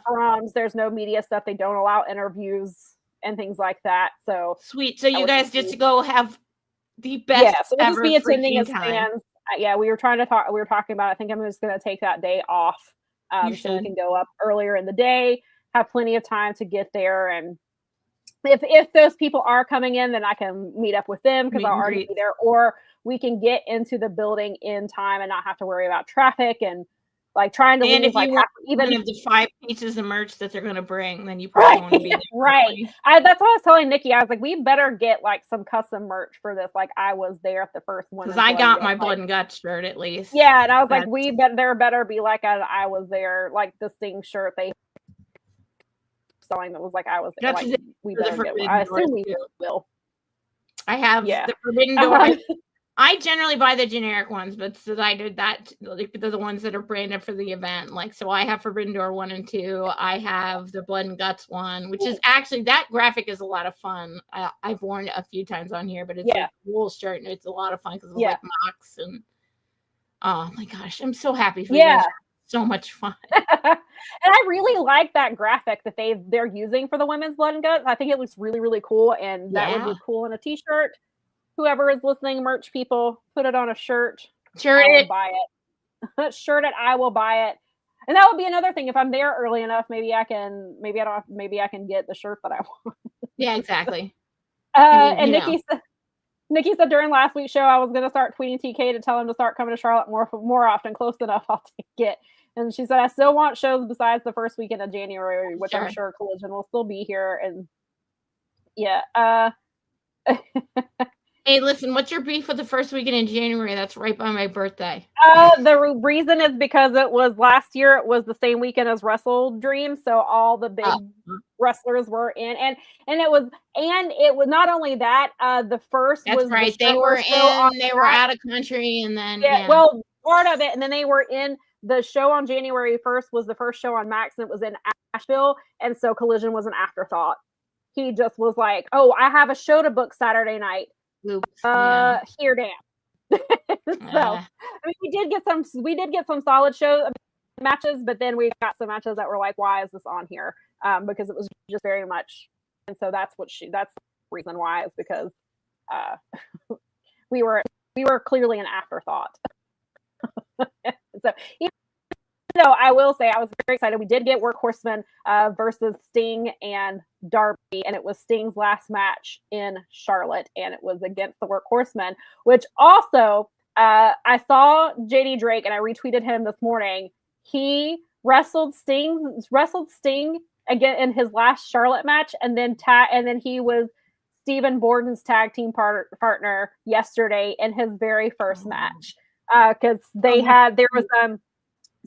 there was a guy that I can't remember his name off the top of my head. He was putting on an art event, and then Darby and Charlie Ramone works for AEW. He does a lot of he's like their head props person and does a lot of that stuff. And Charlie is also was involved in this show as well. And so Darby put on wrestling matches at this art show. And so that's where Stephen Borden had his first match. His tag team partner was JD Drake. They tagged against Darby Allin and Killer Cross, which is Gary and Cross.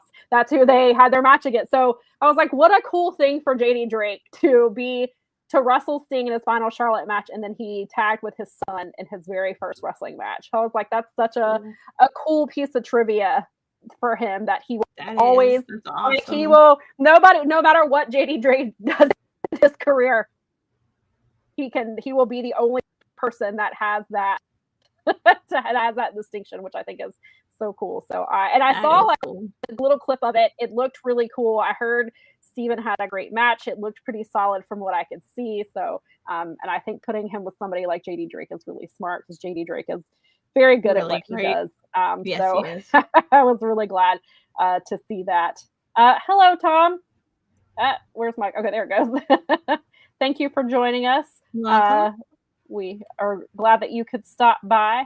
Brad, I'm with Nikki. I would also buy that shirt. That's funny.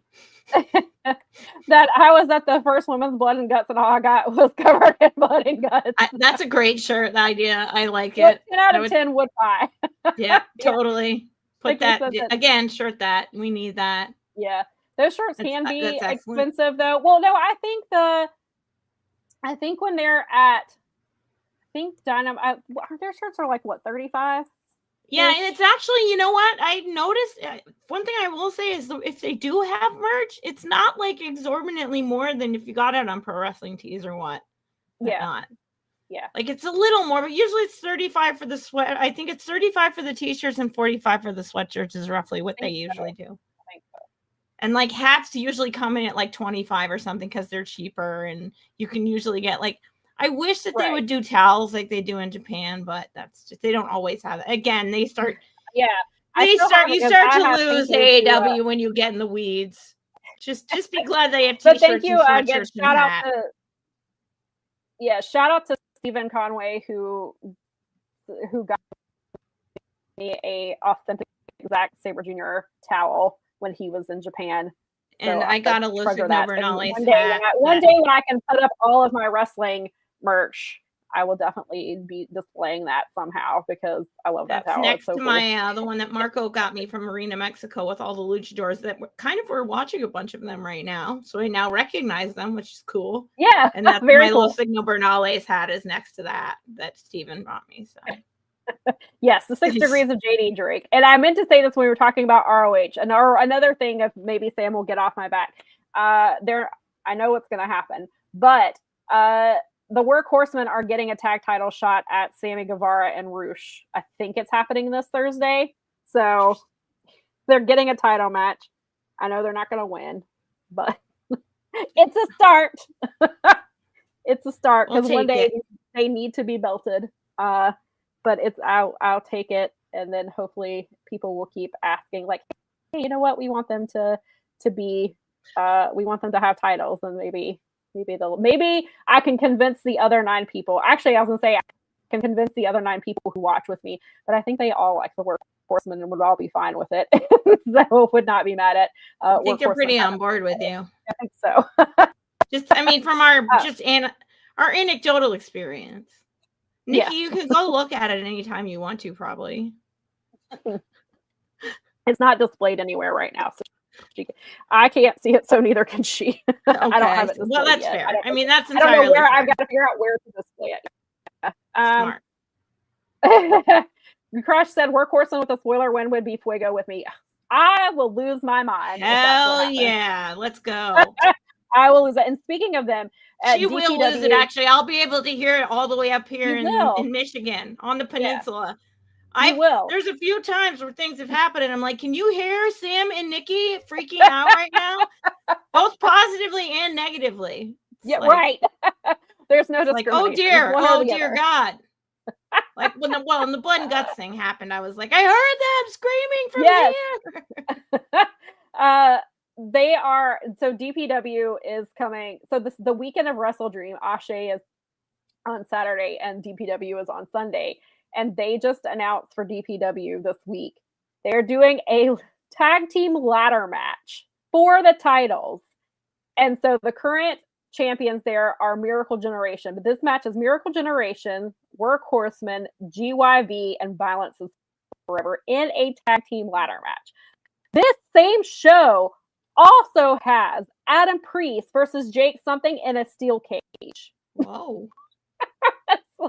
So DPW comes to Charlotte now once a year, and this is the second time they've been to Charlotte. It's in the historic Grady Cole Center.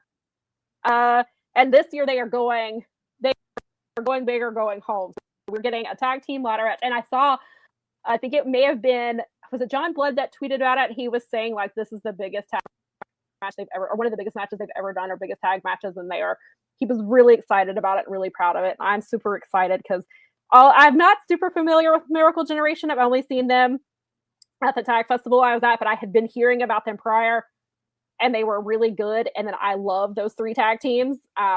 So, and you're adding ladders to the mix, and I'm super excited about that. That's gonna be an incredible show. And so they do. So that's like our pre-show is on that Saturday, right? And Ashe is that night, and then the next day is DPW. Good Lord, you're gonna be like. See, there you go. You're that meme. Yeah, I am that meme. Yes. Called out. I can tell you, Adam Priest is a solid wrestler. Because that was one of the. Yeah, he seems like but you can see him because, as you saw last night, he teamed with Tommy Billington. And that was a good match. They put Jay Lethal in that match to get pinned. And I noticed he can't do a whole lot. So I don't know if he's dealing with injury things or maybe. I mean, yeah, I was like, why is he in this? And I was like, oh, to take the pin. Mm-hmm. That's why he's in this match. But yeah, so shout out to DPW, always coming out bangers. But yeah, Dynamite turned 6 whole years old, which is crazy. Time flies. Seriously. It's insane. I thought it was a really good show. Oh, sweet. Miracle Generation's based in the Northeast, and they're amazing. Yeah, I've really enjoyed what I've seen of them. They're very good. And to be in a match with that caliber of teams really says that DPW. I mean, they're the champions. They beat GYV for the titles at the Tag Festival. So that definitely That's DPW awesome. really thinks a lot of them, and to put them in a match, at a ladder match with those 3 teams, shows you how much DPW believes in them. But yeah, so Dynamite turned 6. Really, I enjoyed the show. I thought it was a lot of fun. I like that they did kind of play on some of the the nostalgia, bringing in Kenny, having the Young Bucks, all that stuff. But then they also moved the story forward and moved, storylines forward. Mm-hmm. They showed you like, this is where we were 6 years ago. Here's where we are now. We can pay homage to that, but they didn't like stay in it. Like I thought it was really well done the way that they kind of did both things with that. Then we had the very, for me, surprising, maybe not for so many other people, but I was surprised to see the return of Andrade El Idolo. I saw the blonde hair and thought it was Jericho. I didn't think about the body shape or anything. I just saw the blonde and I immediately went, oh my God, it's Jericho. Which would make sense because it's the 6th anniversary show. It's Kenny Omega. It makes sense, especially because Kenny Omega and Jericho had the interaction at the very first All In before AEW existed, and then they fought on the Jericho Cruise. So it would make sense. And then he ripped off his mask, and I was like, oh, it's Andrade. And then I was like, I don't know how I feel about this because I'm kind of indifferent to him. Like, if he has matches like he had in the C2, like more of that. He had a really great C2. I'm just, like I said to Josiah, I'm indifferent to him because he is so fickle that I just, I mean, it's cool. Like, it was a really cool moment, as in it was unexpected. Like, even if totally unexpected for me, like it was completely unexpected. Like Brad says, it was an incredible surprise. It did not leak. No one knew about it. It was a legitimate wow moment. Like, I will give them that. Because and that's hard these days because I mean, wrestling people love talking, so it's amazing that they got away with it. And I didn't see it until after, like, later on that night. But apparently Andrade had tweeted earlier in the day a picture of Mexico, like, to make it appear that he was currently in Mexico, and had tweeted about it. And so I didn't see that until well after the show was over.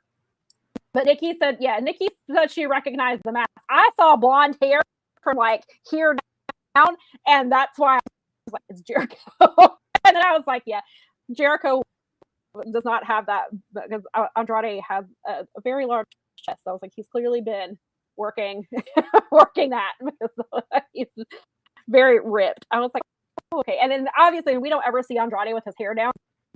He wrestles, it's always pulled back, and so like it just didn't make any kind of connection. And so, of course, the day after his return, it somehow just conveniently came out that Andrade supposedly failed multiple drug tests, and that's why they fired him.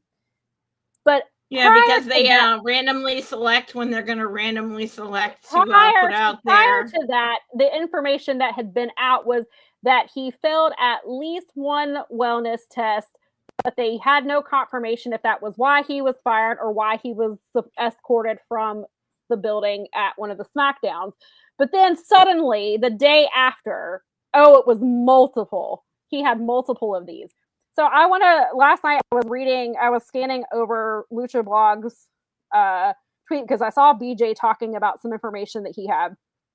And he has some really interesting information regarding that. And so he said what stood out to him, and also I would like to say, as people have pointed out, PW Insider sometimes they will tweet out information or get out information from WWE, and sometimes they are a mouthpiece for them, or they are the ones. So when it comes to the Cypher information, just keep that in the back of your mind that, hey, when they're reporting this, is it because it will make AEW look bad? Because that's probably what they're doing. But he said, so Lucha Blog says, or Cubs fan says, numerous is what stood out to him, because numerous means WWE is burying WWE nearly as much as they're burying AEW. How effective is a policy that allows someone to accumulate numerous violations without being suspended? Cruising through cage match quickly, there's no gap where Andrade goes between matches for 90 or even 30 days during his WWE run, like one would expect if he's been violating the policy numerous times. Numerous violations of an effective wellness policy should trigger an automatic firing. However, the report technically states that it was instead a decision WWE made. Perhaps it's a matter of phrasing, but it comes across that if WWE has a wellness policy that they are no longer enforcing unless it's needed as a tool to remove someone, that's not ideal. Putting aside the moral and ethical reasons why that policy existed in the first place, it means WWE has collected information on failed wellness drug tests and then seemingly not acting on them. You really don't want that you don't really want to have that information on hand unless you're going to do something with it, but it will only exist to be leaked at unfavorable times or used as in a legal situation. It was helpful for WWE to be able to leak it here, but it may not be helpful the next time. And it says, you should not take notes on a criminal conspiracy, and you should not also have a folder of, here's all the times we caught someone doing drugs, if you're not going to take action on numerous failures. Either do something effective with that information or stop collecting it. The middle is not a safe place. Perhaps the reality is a lot more nuanced than it appears in this post. And WWE/TKO is currently so above the law that they face no risk of consequences, but using the word numerous turns over a stone that WWE would probably prefer to stay undisturbed. So I thought that was really well said. Because if he has failed numerous times, and that's an indictment on you because you did nothing about it. Because you just let him keep failing and kept letting him go back. What the hell all is that? Right. That's the dumbest thing ever. That's not even like, that's bad business on every level. That's totally right. Right. And so I just wanted to, and that's not to absolve Andrade in any way. Perhaps Andrade did fail. But then why wasn't WWE taking action on that failure? Which is interesting because they haven't fired anybody for a wellness test as of late. The last person they fired in relation to a wellness test was Matt Riddle when he supposedly failed it for cocaine. So are you also saying that Andrade was doing something that type of, like, that level of drug? And then why would you not have suspended him? Well, why would you not fire him if you fired Matt Riddle? Like, that should be a universal. Exactly. I mean, I think we all know that WWE doesn't have a real wellness policy. And I mean, I think if we all live in reality. And that's also, AEW apparently doesn't, there's not much known about their wellness policy as well. And so, that's not, like I'm saying, this is not absolving Andrade of anything. No. I'm not accusing him of anything. But numerous tests saying that the day after he goes back to your rival is really interesting. And somebody made the joke. Maybe it was real. Maybe it was not a joke. Maybe it was a true sentiment that perhaps he was not returning wellness tests in an effort to get fired, because when Andrade doesn't want to work somewhere, fair enough, he is very creative of finding ways to not work there anymore. So it's certainly possible that Andrade was asked to take drug tests and he was not doing them in an effort to get fired. I'm not saying that's true. I mean, he tried to get fired by Tony. There was a theory that was thrown out about that. I don't know, obviously, the full details. We know for sure the original reporting was he allegedly failed at least one drug test, but it was never confirmed that was at the time, never confirmed that was the reason he was fired, and it was never confirmed that was why he was supposedly escorted out of a building at a SmackDown taping. And so I'm very cautious when it comes to Andrade in general, just because he is a guy that he doesn't want to do, which whether that was a joke or not, when Andrade doesn't want to do something, he will not do it. He's a carny. He tried to, and he antagonized Sammy on social media. I watched it play out when it was happening, and then he went to work and he punched Sammy in the face in an attempt to get fired. Tony Khan saw all of it played out and was like, nah, bruh, go sit at home. I'll pay you. I'm not letting you go. And so he's not the most reliable person when it comes to things. So while he is here, I'm sure I will appreciate his matches, especially if they are the level of C2 matches he was having. If that's what you're going to do while you're here, I will appreciate it. But he is not somebody I will get attached to one way or another, because I don't, somebody made the joke that like he'll somehow compete in the C2, be back to compete at WrestleMania in Saudi Arabia, and then still come back to AEW to wrestle Kyle Fletcher for the title. Or so it was like something really funny like that. It was Ibu who said something like that about it. But it just, if anybody, it would be Andrade. And then I was thinking about, it was like, because I made the comment the other night, I was like, who would have thought that Andrade would have been the first wrestler to jump ship to AEW, return to WWE, and then jump ship again to AEW. Yeah, this is wild. I don't know. That Andrade, I mean, I guess it should with his history, should make sense that, it does make sense that Andrade would be the one to do that, but it's really interesting. Brad says, Sean Ross Sapp said that they will pop someone for a failed test if they don't take. So he might have not shown up to take any, and they gave him failures for all of them. Yeah. So basically, what that too, is why that show your past, that's a fail. That's all. Yeah, that's what it sounds like. Which, as somebody suggested, perhaps he no-show the test in an effort to get fired because he no longer wanted to be there. All right. Why would you bring him back? That is the Tony Khan question. Tony Khan needs to be the one to answer that. Somebody, when there is I'm sure there's plenty of things to ask about at WrestleDream, but I'm sure someone, whether that's me or somebody else, will ask, given Andrade's alleged history of failing drug tests and of previous backstage behavior in your creating company, havoc in the backstage. Why would you bring Andrade back? Yes, he's a good wrestler, but there are plenty of good wrestlers who don't do those kind of things. So that's why I saw him and I was like, the shock value, I think, was what got me more than anything, because I did not expect him, and then not at that moment. And I'm sure Andrade and Kenny are going to have a really good match. Sure. If they're going to have Andrade do the C2 again. If he can wrestle like he can wrestle, like he's been known to wrestle when he was even in NXT when he was awesome. He was awesome. Right.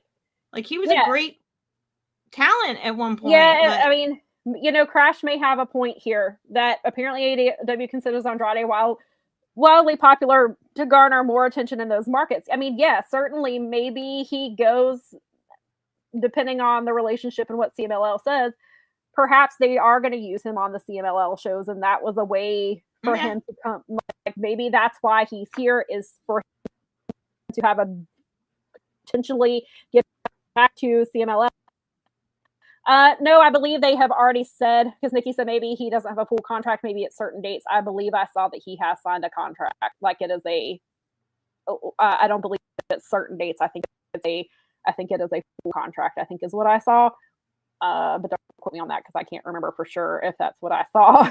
Then he says he's sort of got a track record of exactly that, CMLL, AAA, and then JPW. Right. So he has a reputation, much like Rush has a reputation, which is also interesting because of the whole stuff with Sammy and Andrade, and then Andrade and Sammy is now in this super heel mode where he does all the talking for LFI. He was on commentary last night while the referees had to drag Rush away so he wouldn't be out there for Dralistico's match.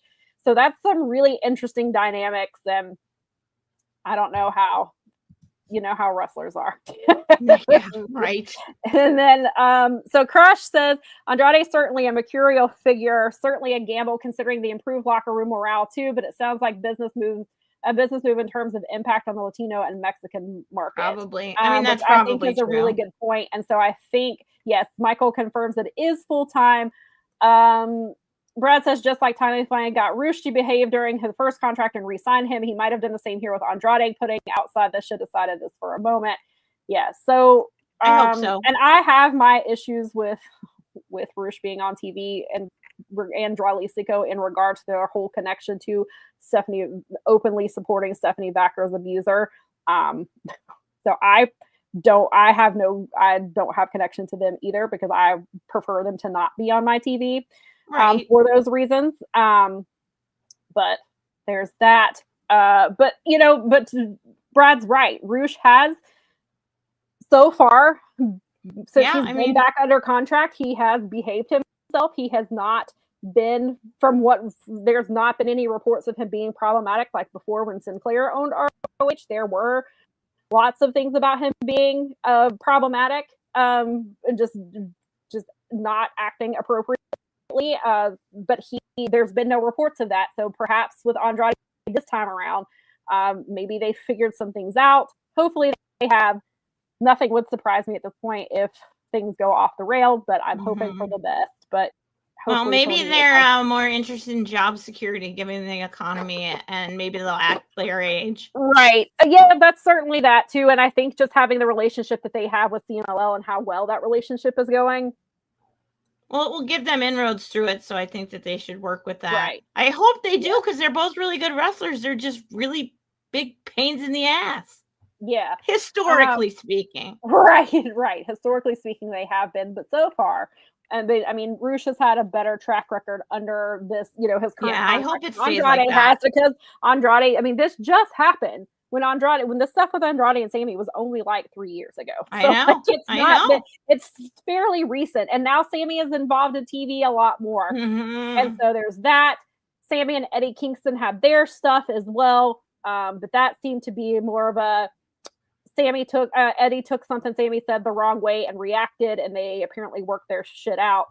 Whereas Andrade was actively egging him on and encouraging him and talking shit to him, and then punched him in his workplace in an attempt to get fired. So hopefully that has been resolved. But time and money heals everything in wrestling. Right. So as we've said, as Uncle Dave likes to say. And as we have pointed out many times on this show, there are only two big companies in the U.S. to be on TV and make good money, and he just got fired from the one. So he is an AEW, just like, yes, CM Punk is a hypocrite, but also he got fired from the one and had to go back to the other. So there will probably be more of this happening where people are going to be jumping shit back and forth because if they want to be on TV and make a lot of money. Because obviously TNA is there, but they are not making the sort of money in TNA that they are making in WWE and AEW. And depending on how that all plays out with WWE probably eventually officially acquiring TNA, then that kind of wipes out that option. Unless you just go to the indies and you do, like somebody pointed out that Trevor Lee was really smart because Trevor Lee didn't go when WWE released him. He didn't go to AEW. He has been just killing it on the indies, making a bunch of money, wrestling at a bunch of places, doing all kinds of cool stuff. And, we've seen that people can go that route. Like Matt Cardona and Effie are two of the most successful people who wrestle. Matt Cardona does wrestle for TNA, but even before, and he wasn't even contracted. He was just working select dates for them. Right. But Matt Cardona and Effie are proof that you do not have to be with these two companies to make a lot of money.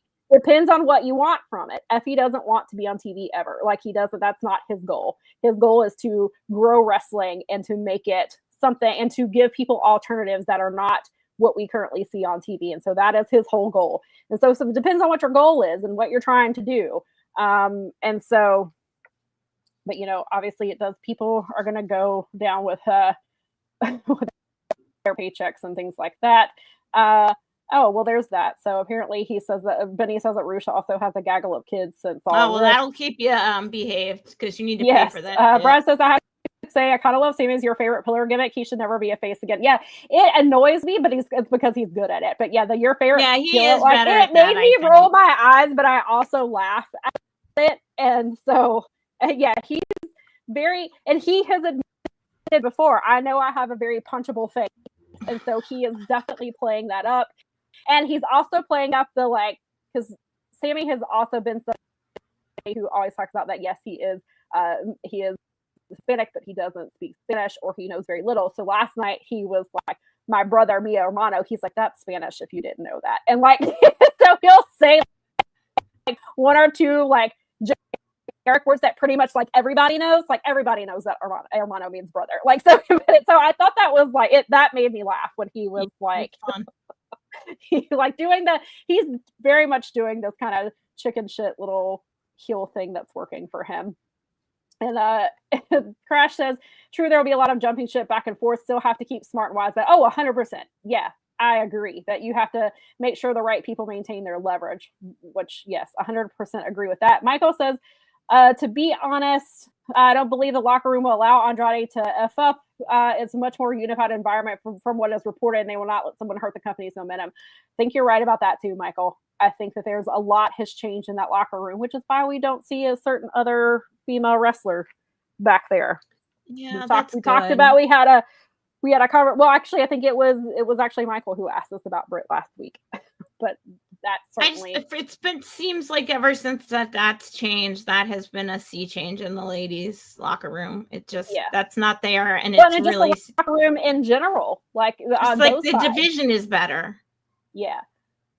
It's okay to evolve, in case everyone was wondering. In fact, it's actually I know a lot of people like to say that Darwin said that, it was like survival of the fittest. It was like, no, it was survival of the most adaptable, actually. So right.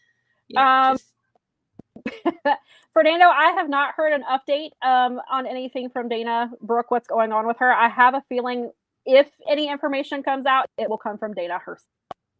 I don't think that TNA is going to speak for her and whatever. I have no idea what is going on, if this is a personal health issue, if this is a wrestling injury, if this is a combination or something, who knows? But I feel like if that information is coming out, it will likely come from Dana herself. But I have not heard anything one way or another. Just like I was thinking about how a lot of the Masha stuff has seemed to have died down. But I am assuming TNA is still investigating. And we'll probably find out closer to whenever her contract is supposed to be up, which is supposedly soon-ish. He says the invasion angle is dumb. It could have played out well, but TNA kind of screwed it up a little bit with the way that they did it from what I saw. They are not doing the invasion. They at least they did. As far as the pay-per-view goes, I know he's talking about the use of the word invasion was like the worst idea. They did end up changing it because apparently, because Mike Gilbert pointed it out, and we talked about invasion being on October the 7th, and then apparently somehow is somewhere in Israel, somebody, I guess higher up, found out about it, got upset with it, and they changed the name of the show title to Showdown. So that's what's happening there. 98% of the people invading are former NXT WWE talent. And also, so this was really interesting, so they said that, so it was reported like a week or two ago that Cedric Alexander had signed a contract with TNA. But then it came out yesterday that he apparently only signed for Bound for Glory. Bound for Glory is next week. And then his contract is up. So they're hoping to retain him. I don't know what's going to happen with that. I will say, when I interviewed him on the record, I will not tell you what he said to me off the record, but on the record, he did tell me he's open for business and he's open to work anywhere. But it also obviously depends on, who what offers are there and what he's doing. He is doing a ton of indies, and he's apparently having a blast. He went and wrestled in Mexico for the first time. He wrestled in Paris. Cedric's been wrestling, and he will be at Ashe more often. He'll be there next week. So I mean, perhaps he does stay with TNA if it's a paycheck, but then also there's the WWE side of it, and is that a path you want to go back down? And it depends because he's got a kid. So who knows how that will play out? But it was just really interesting that they're like, yeah, he's signed, and then they're like, till next week, apparently. Yes, Nikki said she was happy that Old Manser got to hit the pay window. He did get to hit the pay window. I will never get used to seeing Mance Warner in WWE in any capacity, but it is 2025. I actually I was a little surprised to see him in the TNA side of things, which it actually, from what I've seen, it's been a good fit for him. So happy for Mance Warner. I really enjoy him. I like him a lot. I think he's an incredible promo. He's a lot of fun. So good for him for hitting that pay window. Jermaine, we talked about this last week on who will win the women's first tag titles. I think it depends on, luckily for us, there are quite a few options here. Yeah. It kind of depends on where they're going with it. I mean, you've got people like Ty J they were the first like official women's tag team in AEW. They've been wrestling for a really long time. Anna has been asking for women's tag titles for like 5 years. She went and found like when it was announced, she went and found like old tweets of hers where she was asking for it. She was like, I'm sorry, I keep posting about it. She's like, I'm just really, really excited. So, I mean, you have that option. Then you've got like Julia and Sky. You've got Megan and Penelope, who like Megan Bain really needs to be doing something. So, belting her would make sense. You've got the Vendetta that they could put back together. Perhaps they put Willow with someone to do the tag titles with. Athena has said that her and Billy, like she implied that her and Billy would try for them, but Mercedes is looking for a tag team partner too, so that she can get her next title. And so Athena has also volunteered herself as potentially being Mercedes' point partner. There's been talk of maybe Shida and Yuka Sakazaki because they tagged before. Emmy has said that her and Mai Segura could tag. So there's been a lot of indie wrestlers even who have talked about like, hey, we want in on this, which is a lot of fun. Nice. Even if that's not going to happen, it's cool to see. Good like talk. It's good to talk though. Excited about it, and so I think it's there's so many women that it could be. And I kind of go back and forth. Like, I think Ty J would be really cool just because it's something that they've always wanted, but they also are not this. I mean, they're a good tag team, but they're a solid tag team, but there are women who are stronger than them. And so who are stronger as a team. It's the first time that we could seriously have serious women's tag team belts in North America. So you really want to make sure you do it properly and not the way that some of the other company did it, which was not cool at all. So it's going to be tricky. I mean, I hope that he has a plan. I think it seems like he does. And that's, it looks like they're feeling people out to be tag teams as they go along. Yeah, I was going to say, we've been talking about that for weeks, that the whole reason they keep doing these multi-women matches is to build it, to flush out their tag division. They're seeing who works well together. They're building up stories because, like we've said, like once you belt somebody, you have to be serious. You have to have challengers for them, and I think that that's what they're doing, and they're doing a very good job of that. And so, there's no clear cut person or team that should be the winner. There's so many different things that you can do. Nyla Rose has even said that, like, if this gets Nyla Rose back on my TV, I will absolutely take her in a tag team tournament. I want her on my TV more than I want Britt Baker on my TV. I want Nyla on my TV. So I think there's a lot of things that they can do. And there's even been the talk of Toni Storm and Mina together as a tag team, or even doing Toni and Alex Windsor. So, I like so anything with Toni in it. I'm good with that. I think that she'd be an asset to the competition no matter what, whether she wins or not. And it would give her something different to do.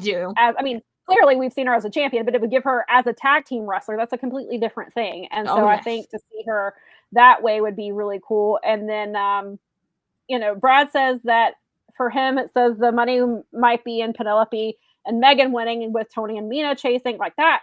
would be a lot of fun. I mean, I could really see awesome. That would be great. I think that would be really fun. Women's tag titles would be sitting in the boot of the TK's all this time. Do you have the Renegades? That you could have the Renegades win the tag team titles and then join Mercedes as a faction. It's been rumored for a really long time that Mercedes wanted the Renegade sisters to join her, and we had like a little tease of that a few weeks ago with Robin. So I mean, there's certainly something that they could do with that. Maybe I don't know that I necessarily want them to be the very first champions, but I mean that certainly they could be in the competition after. Yeah, and then you could also, because that's the same thing that you could do with Julia and Sky. You could have Julia and Sky as tag team champions, and then you could have Tekla with the title, and have Triangle of Madness. You could go that way. So there's a lot that you can do there. I think so, Michael. That is asking if Charlotte was injured because Mercedes has been wanting the Renegades, and they have. I believe they quit calling them Renegade Twins because they actually are not twins. Robin, I believe, is a little bit older. I mean, they could pass. They could certainly do twin magic. They look that much alike, but I think they quit referring to them as Renegade Twins because they are actually not twins, which I didn't know until like a year or two ago. And I was like, they look exactly alike. And apparently there's like a year or year and a half difference between the two of them. But I do believe Charlotte is injured because it has just been Robin, because Robin was injured for a bit or dealing with some stuff. And then she came back, but I believe Charlotte is dealing with an injury, I want to say. Nikki said that she thinks that Megan and Penelope should win, but really we all win because we have a decent women's division. Right? I agree. And yes, I also need Emmy on my TV. Emmy's birthday was yesterday, and she was posting about it, about how AEW sent her these fancy little cupcakes, and she showed a video of herself like trying them all, and then they wrote her a note, and it made her cry. And that's nice. And she said AEW is a big company that they still made her feel special, which I thought was really cool, because I love Emmy. Fernando says Tony and Windsor have great chemistry. The last time they were in a tag match together, they'd certainly make a really good team.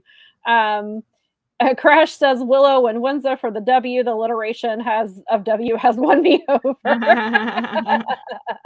So yeah, I mean there's so many options, and so I don't know that there is a clear answer. I mean, maybe I would lean more towards Megan and Penelope as being your inaugural champions, because you really need to. Megan came in with all this fanfare, and then it's kind of died down. Even though she's been super active, has been in these stories that obviously setting up stuff with her and Willow. Perhaps that's because eventually, Willow and tag team partner will be facing Penelope and Megan for the titles, or maybe.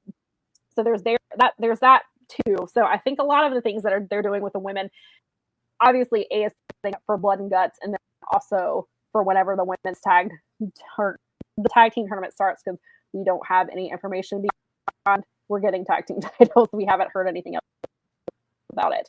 Perhaps that question will also come up next week. That was my guess too, Fernando. Fernando said Dakota Kai is answering the challenge. Yeah, Sam said the same thing earlier. Was that's the first person I great minds thinking alike. Brad did point out Sheeta, because Sheeta lives in Florida, which I'm never going to be mad at Sheeta on my TV. Yeah. Does Sheeta get another title shot this fast? Possibly, but then again, you have Dakota Kai, who's never been in AEW, getting a title shot. So what's the difference? I mean, you can still do that too. So they have, but Dakota was my answer to Fernando, or was somebody I guess. And then after, obviously we talked about Andrade. We did talk about Sari, and then also we finally had the debut of El Clon, which this storyline has been snake bitten from the beginning. Apparently, they've had that El Clon idea for a while. Tony has wanted it to be A-Raz. He was trying to get A-Raz signed. A-Raz was doing some indie stuff, and then they ended up they finally signed him. Then A-Raz got injured. He injured his foot, and then Hologram, and obviously Hologram had been injured for a while too. They get Hologram back. They start showing the El Clon, hinting at El Clon. El Clon gets injured. They quit showing stuff. They show it again, and now Hologram is legitimately hurt. They did a segment on TV to make it look like Kyle Fletcher took him out, but apparently he had a knee injury on the same knee that was injured the last time. He will be out through at least, they're expecting at least through the end of the year. So we have Clon show up, and it's funny because somebody online had mentioned Clon should just be hologram, just wear the hologram mask, and then he's like mean to the conglomeration and stuff, and nobody can figure out why, and then we eventually find out it's because he's been somebody else the whole time. So they kind of did it on Wednesday. Orange Cassidy and Kyle Fletcher had a killer match as expected. Orange Cassidy's getting ready to win. Clon dressed as hologram, who also has tattoos that hologram does not have. He comes out. Everybody's like, oh my God, why would Clon do that? I mean, why would he betray Orange Cassidy? Because he pushed Orange Cassidy, so Orange Cassidy lost the match. And Kyle Fletcher, of course, retains. And as predicted, Clon is part of the Don Callis family. Yeah. Which is what I said would happen. Shocker. Which I think pretty much we all did. We all kind of saw that coming. Sadly, we all saw that coming. And so then Clon, then they do like the weird flashing lights, and I was like, this is kind of odd. Like, you have all of Don Callis family who was there, except Brian Cage, who's recovering from surgery, and Mark Davis, who I think is still in Australia, also had been recovering from injury.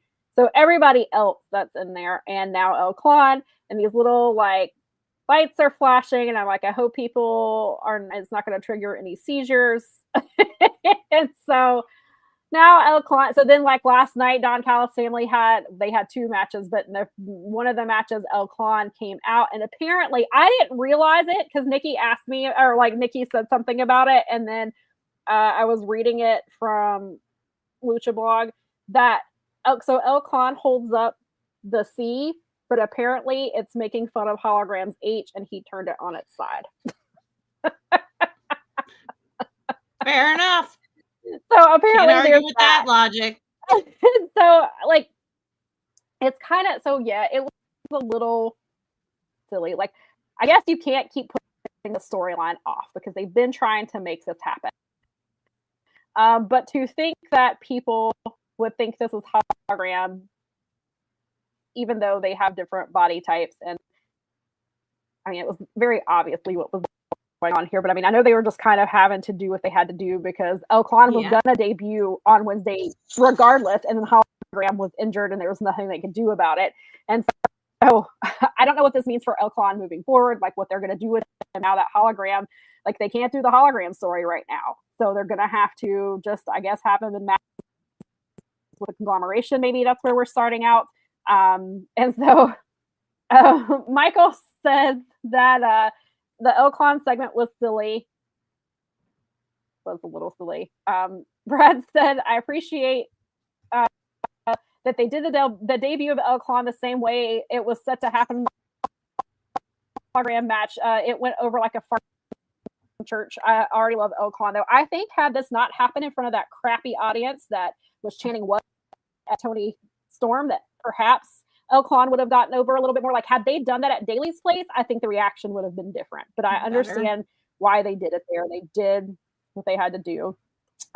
Crush says Clon angle seems a little rushed. Agreed with you that they could have done a proper doppelganger for a few weeks at least. He's trolling everyone as hologram. Even hologram was teasing doing the whole brain thing beginning to malfunction or whatever. Yeah, because he was like, when he would hear Clon's music, he would hold his ear. And then hold on, we're going to have to, Miley is ready to leave my room, so hang on one second. I was wondering when she was going to get. Yeah, she made it 2 hours. I mean, we're getting close. She knows. She's like, this is getting towards the time, Mom. Yeah, it is. I don't know if Nikki is coming or if I need to. Okay. Let me, I'm going to let her out so that Sadie does not come in. So you will see, for just a moment, you will see Keela Cash's lovely avatar. I'm not actually being joined by her, just her avatar, but we do love her. So, yes, I loved Clon. I want Hologram to come back with it. That'd be fun. I'm with that. Here, let me grab your comments because I'm not on that side here. hologram to come back with a bunch of clones of himself, Sting style, like 20 people had just jumped. Oh, that's that. I did totally forgotten that even happened. Thank you for bringing that back. I forgot that was a thing. It's been ages and ages since I remember that they had that many. It's Sting clones. Yeah, Don Callis family. Too many members of the family remind me of the Dungeon of Doom. I mean, it's getting a little overkill. It's getting there. I mean, it's getting. I mean, Bullet. Somebody said it was Bullet Club level 20, like 27. Yeah, 2014. It's a little much, but hey, at least they're not like NWO black and white. Yet. No, yeah. I mean, I've seen way worse versions of this before. I think, but yeah. Yeah, funny. Crush said that Miley is not big on Clon angle, needed an out. Yeah, she was she was unhappy with the way it went down too. I mean, she's watched enough wrestling with you guys. She has opinions on it too now. She does. She was like, no, hologram deserve better than this. Hologram deserve. I just want a picture of Miley that just says hologram deserve better. She's like holding up a little sign. Yes, Nikki said that Miley thinks Sadie is her Clon. She's like, you kind of look like me, but also you're a pain in my bum. She is. I'm not used to you, but I am. Yes. Crush said that was the height of the Spider-Man clone saga. They're definitely riffing on that here. Yeah, you know what? Go ahead. When Crash does that, because I actually, I was watching the segment, I actually had that meme popped in my with the Spider-Mans all pointing at each other. I was like, yes, literally thinking to myself, this is the Spider-Mans pointing at each other right here. Thank you. I'm glad I'm not the only one that saw that connection. That's exactly what my brain did that. Yeah. Go. Brad says that I love the DCF, that the DCF is more like the Heenan family, which had like 20-something members, but they are legit main eventers in the DCF, so they aren't a joke. Right. Which is very fair. As long as it stays that way. And we're getting, like, on top of that, like, we're getting like Takeshita and Okada.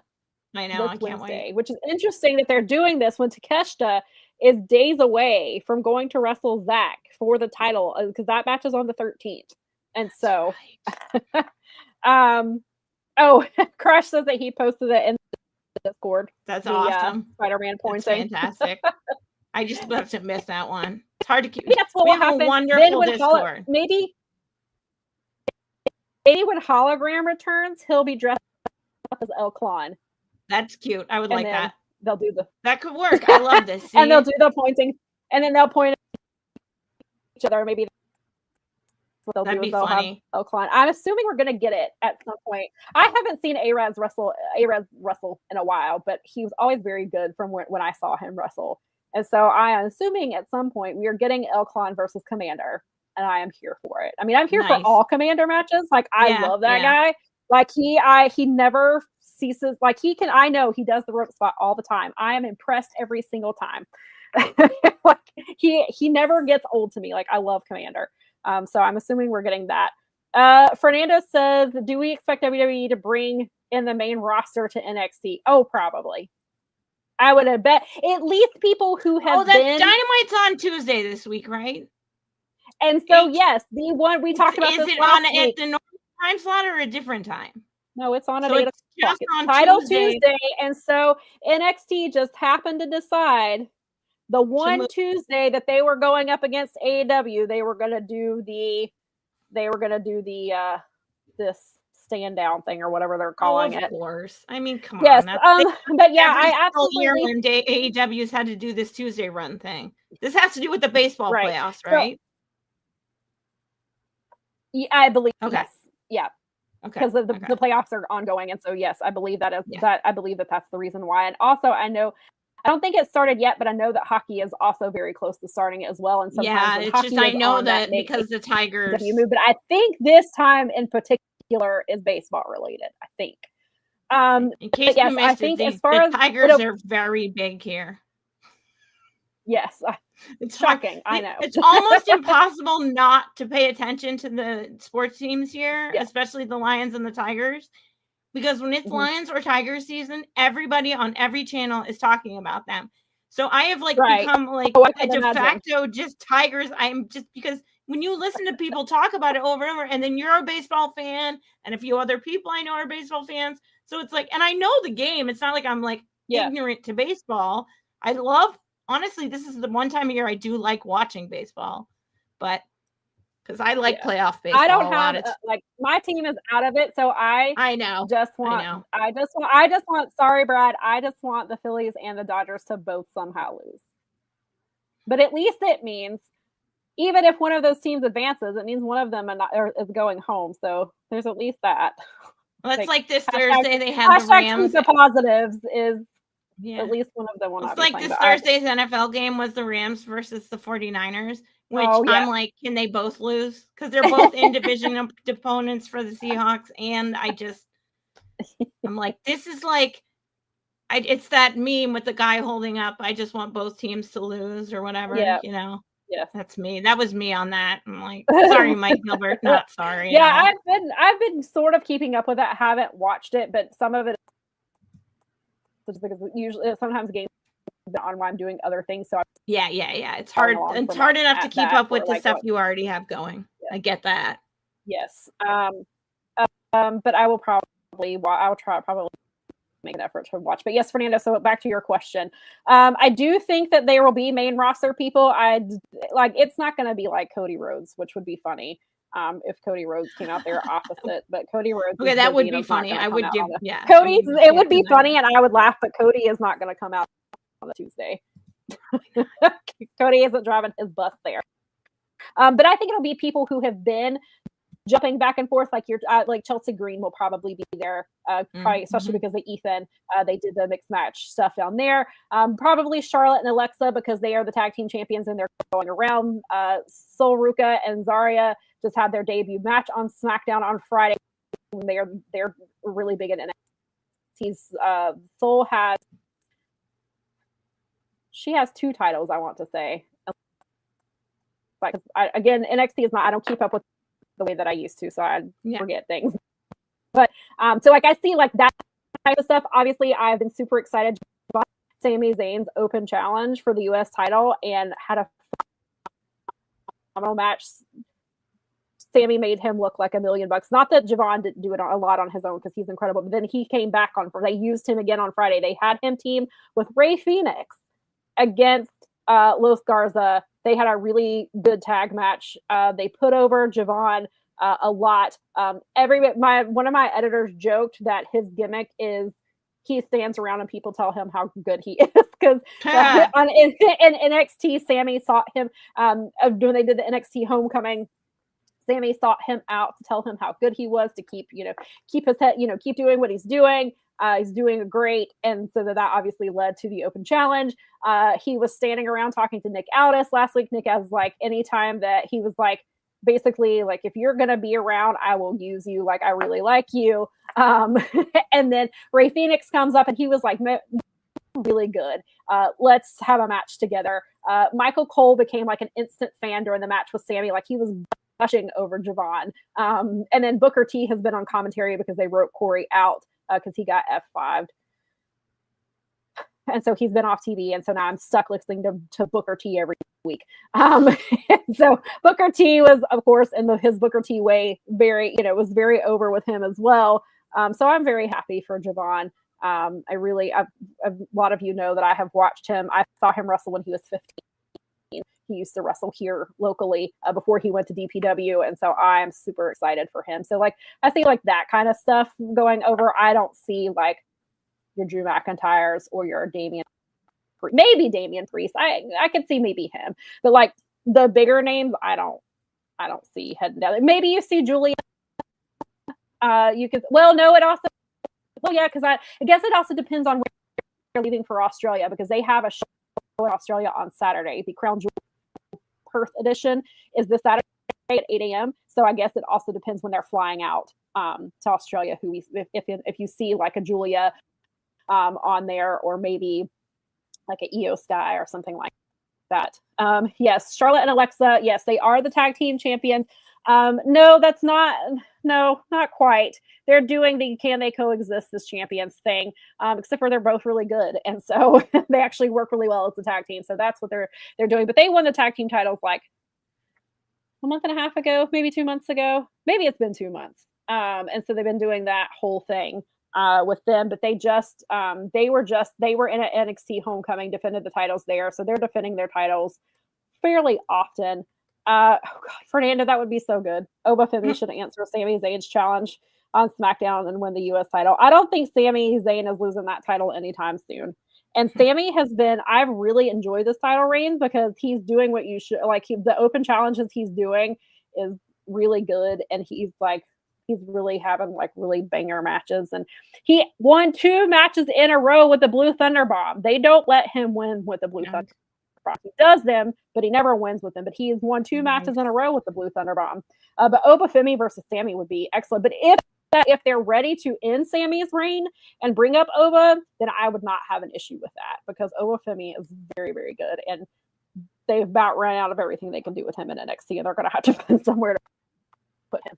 So, but switching briefly before we let you go, we did get some title matches for WrestleDream. And so we talked about Tony and Chris a little bit already. We got the one-on-one segment with them last week. So Chris told Tony told Chris she's not done with her.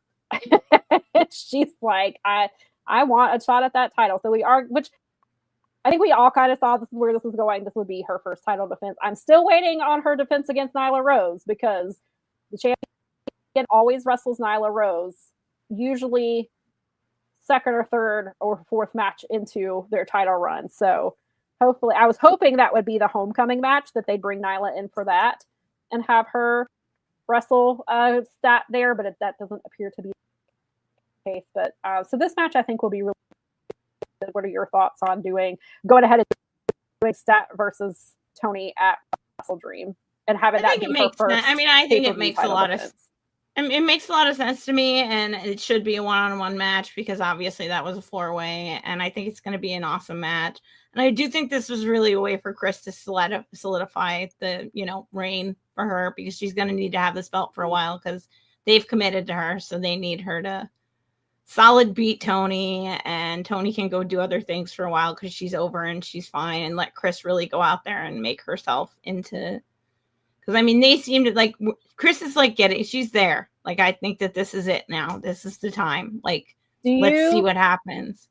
Do you think Stat beats Tony clean, or do you think Death Riders get involved somehow?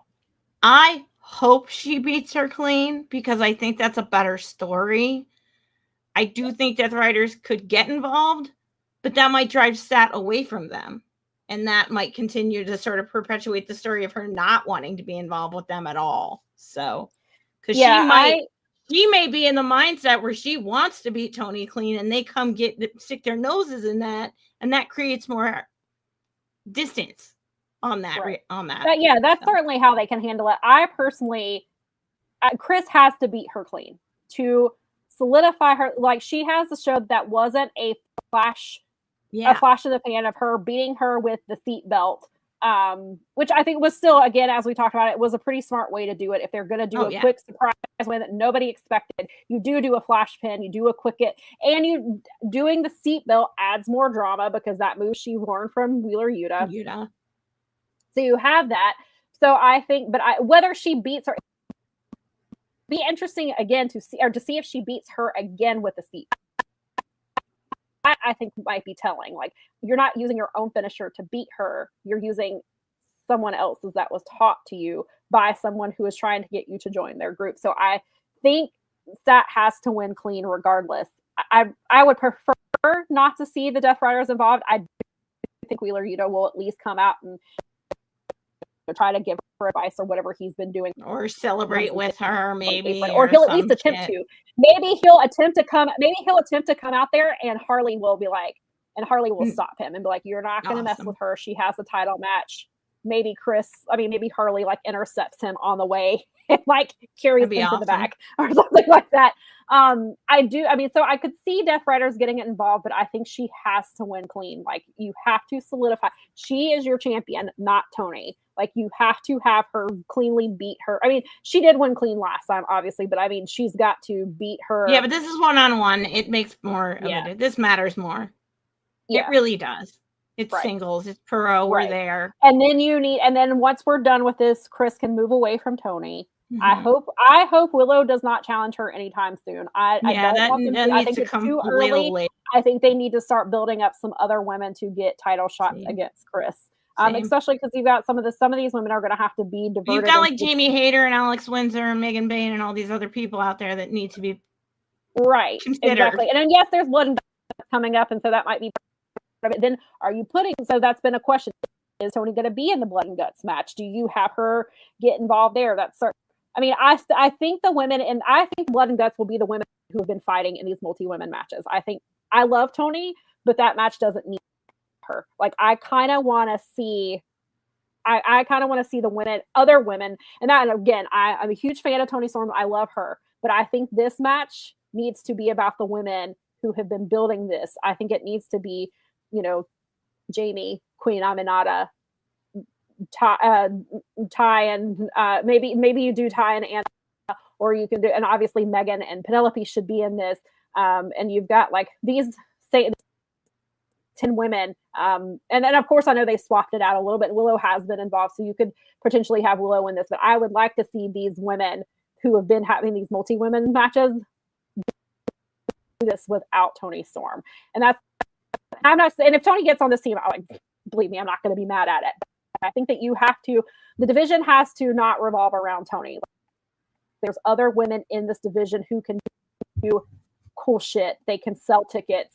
You don't have to rely on Tony to do everything. So, I'm going to read.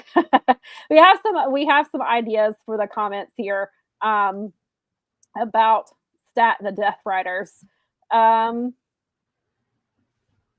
Where we go here. So Fernando said it earlier. He said it again that he thinks Stat's joining the Death Riders at WrestleDream to beat Timeless. I think I could still see her joining Death Riders, but I don't know that it's here. I don't know. I'm wondering if it's maybe if it's still happening, maybe you do it at World's End and you end the year with her joining, perhaps. But Bob says that Chris has to beat her clean. Fernando thinks that if Chris joins, she's going to kick Marina out of the faction. I don't see Marina being kicked out of the faction. John Moxley is not going to let that happen. That's his. I don't think. I mean, it's a very interesting theory, for sure, to see Sat kind of take over as the lead woman. But I don't think Mox will let that happen. Man, it's time she's been with him too long for that to happen. Crush says, What would be really telling is if Sat beats Tony with a paradigm shift when the seatbelt doesn't work. That'd be super cool. That would be really cool storytelling. But Brad says that he thinks we're past the point of Chris joining Death Riders at this point. It was incredibly dumb for her to join after flipping Mox off and being in the feud with him. Plus the pop she got when she flipped them off was huge. Yeah. So yeah. I mean, it could happen. I was gonna say I would not be surprised if it happens, just because of the way that whole thing played out. But perhaps I guess the further we get away from it, it just depends on how this works out with her. Precious desperate times talks or give her desperate measures, which is fair. Or maybe she's maybe she wins a couple title matches without it and then has to revert to some stuff. So, I mean, we'll just, from what I understand, Chris winning has been the plan for a while, and the Death Riders storyline with her was part of the catalyst to make her champion. So maybe that is as far as it goes. Maybe they do try to get involved again, and then she puts a stop to it. That's it. We're done. Perhaps that's where we're going with it.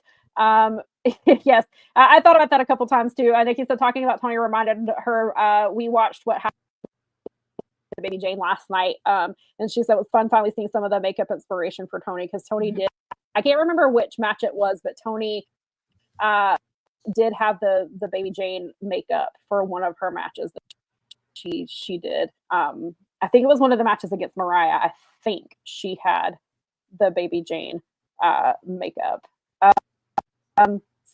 Yeah, what happened to Baby? Yeah, that was a really good. Like we still do need to see All About Eve. But that is on there. And then so the other title match that we got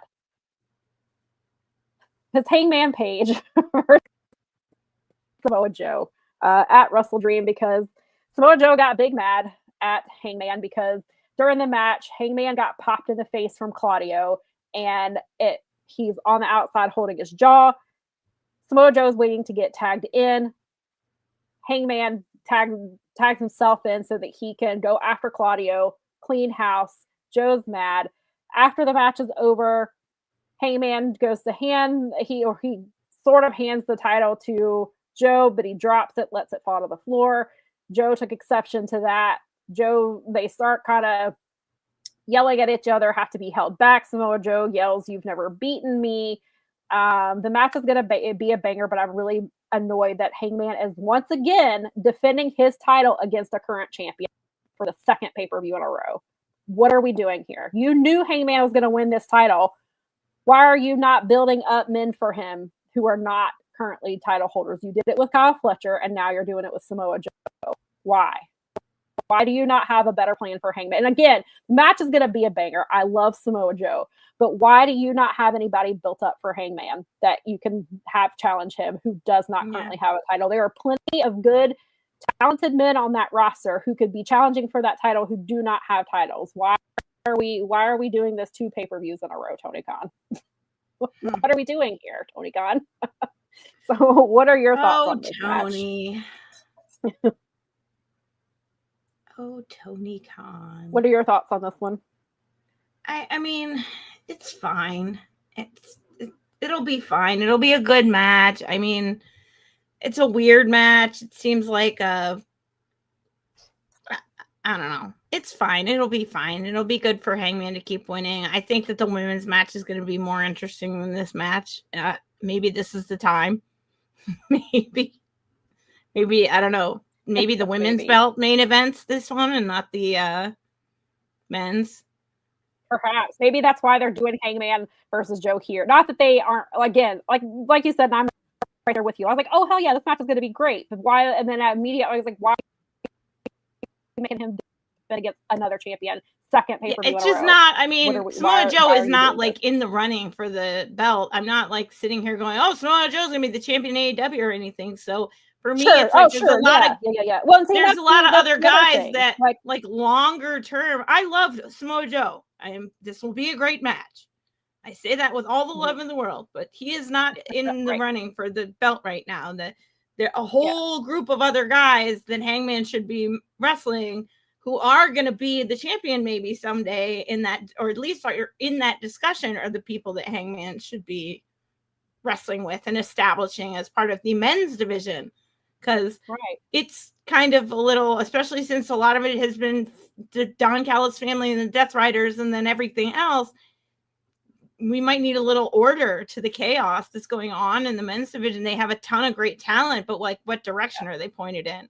Like, right, and I'm sure the argument's going to be made. Oh, they don't have Swerve. Oh, they don't have, they don't have Swerve in this case. You don't have to. You still have talent there that could be, and like you said, Hangman should be building up potential, which again would make sense with Kyle Fletcher, but Kyle Fletcher already has a title, and so Kyle can do like with the other people that are like on the next tier down that are trying to build up. So Kyle can help build people up with the TNT title, while Hangman is getting the guys that should be in the conversation going forward for the title and wrestling them.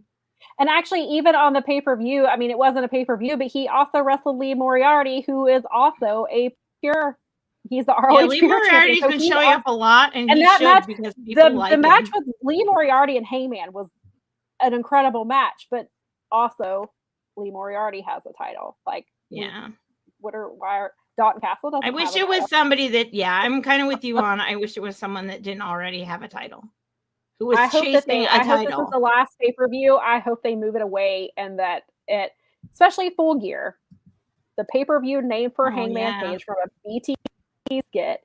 You need Hangman to not wrestle somebody with the title. Like, you bring somebody else in here for him. Do something else with him. Again, I'm going to say the match is going to be great. I'm going to love it. It could be fine. It very well could be match of the night, like his match with Kyle Fletcher. That's not the point. The point is stop having him wrestle current champions. We already have enough. We already have and I love Bandito. We got to figure out something. Bandito being a double champion, and as we said last week, Shane Taylor is the only person right now that I will approve, other than Mercedes, of course, being a double champion is Shane Taylor. So Brad said he loves that Joe didn't have to turn to get a title shot. He's just Joe, and he's going against the healer face is believable since he just likes to kick everyone's asses, and that match will rock. Yeah, I mean that I don't. It's gonna be a good match. And I'm glad he didn't have to change either, but I don't understand what we're doing here again. I'm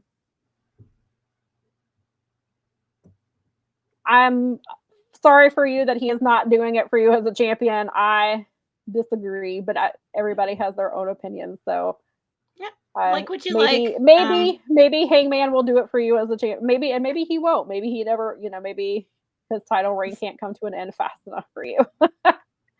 For me, I'm happy. I just want to make sure that he's getting I want to see what it needs to be developing. It needs to be evolving. And so we want to see a lot of other people get involved in the picture. I just thought about something. I wonder if they have Jericho come back to face Hangman and have Hangman beat him because that's who he lost first, because okay. I mean, I guess he lost to Hangman at the very first. Did they wrestle during Hangman's first?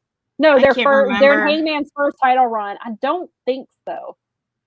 Maybe it doesn't sound familiar, but it's maybe I blocked it out. But I think when Hangman was first champion, I don't think he wrestled Jericho again.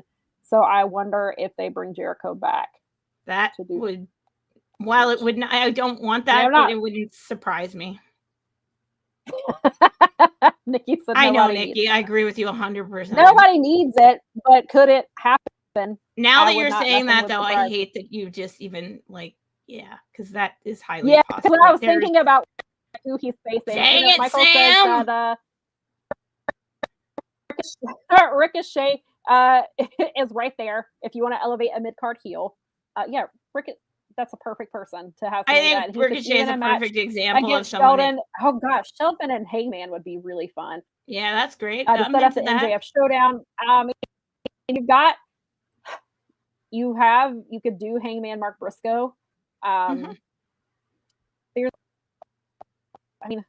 There's plenty of people that they could have done, and they still do. I mean, I know we're only a few months into this. I mean, we're a few months into this title run, so it's not like they still can't do these things. Champions as who he keeps defending his title against. You should defend it against people who are not. I would prefer. Crash said, rent free Jericho. Don't let him get to you. Evict his ass. I am just thinking of how Tony Khan books things, and it just crossed my mind that Jericho did tweet a few days ago that it was the 35th anniversary of his very first match. And and he said, and the good thing is he's not done. So whether that's AEW or WWE, Jericho will be back somewhere sooner rather than later, probably. I'm sure. So you might as well don't be super shocked. Listen, I told you, I thought I saw the blonde hair and thought that's who was coming to attack Kenny. And so. It's hilarious.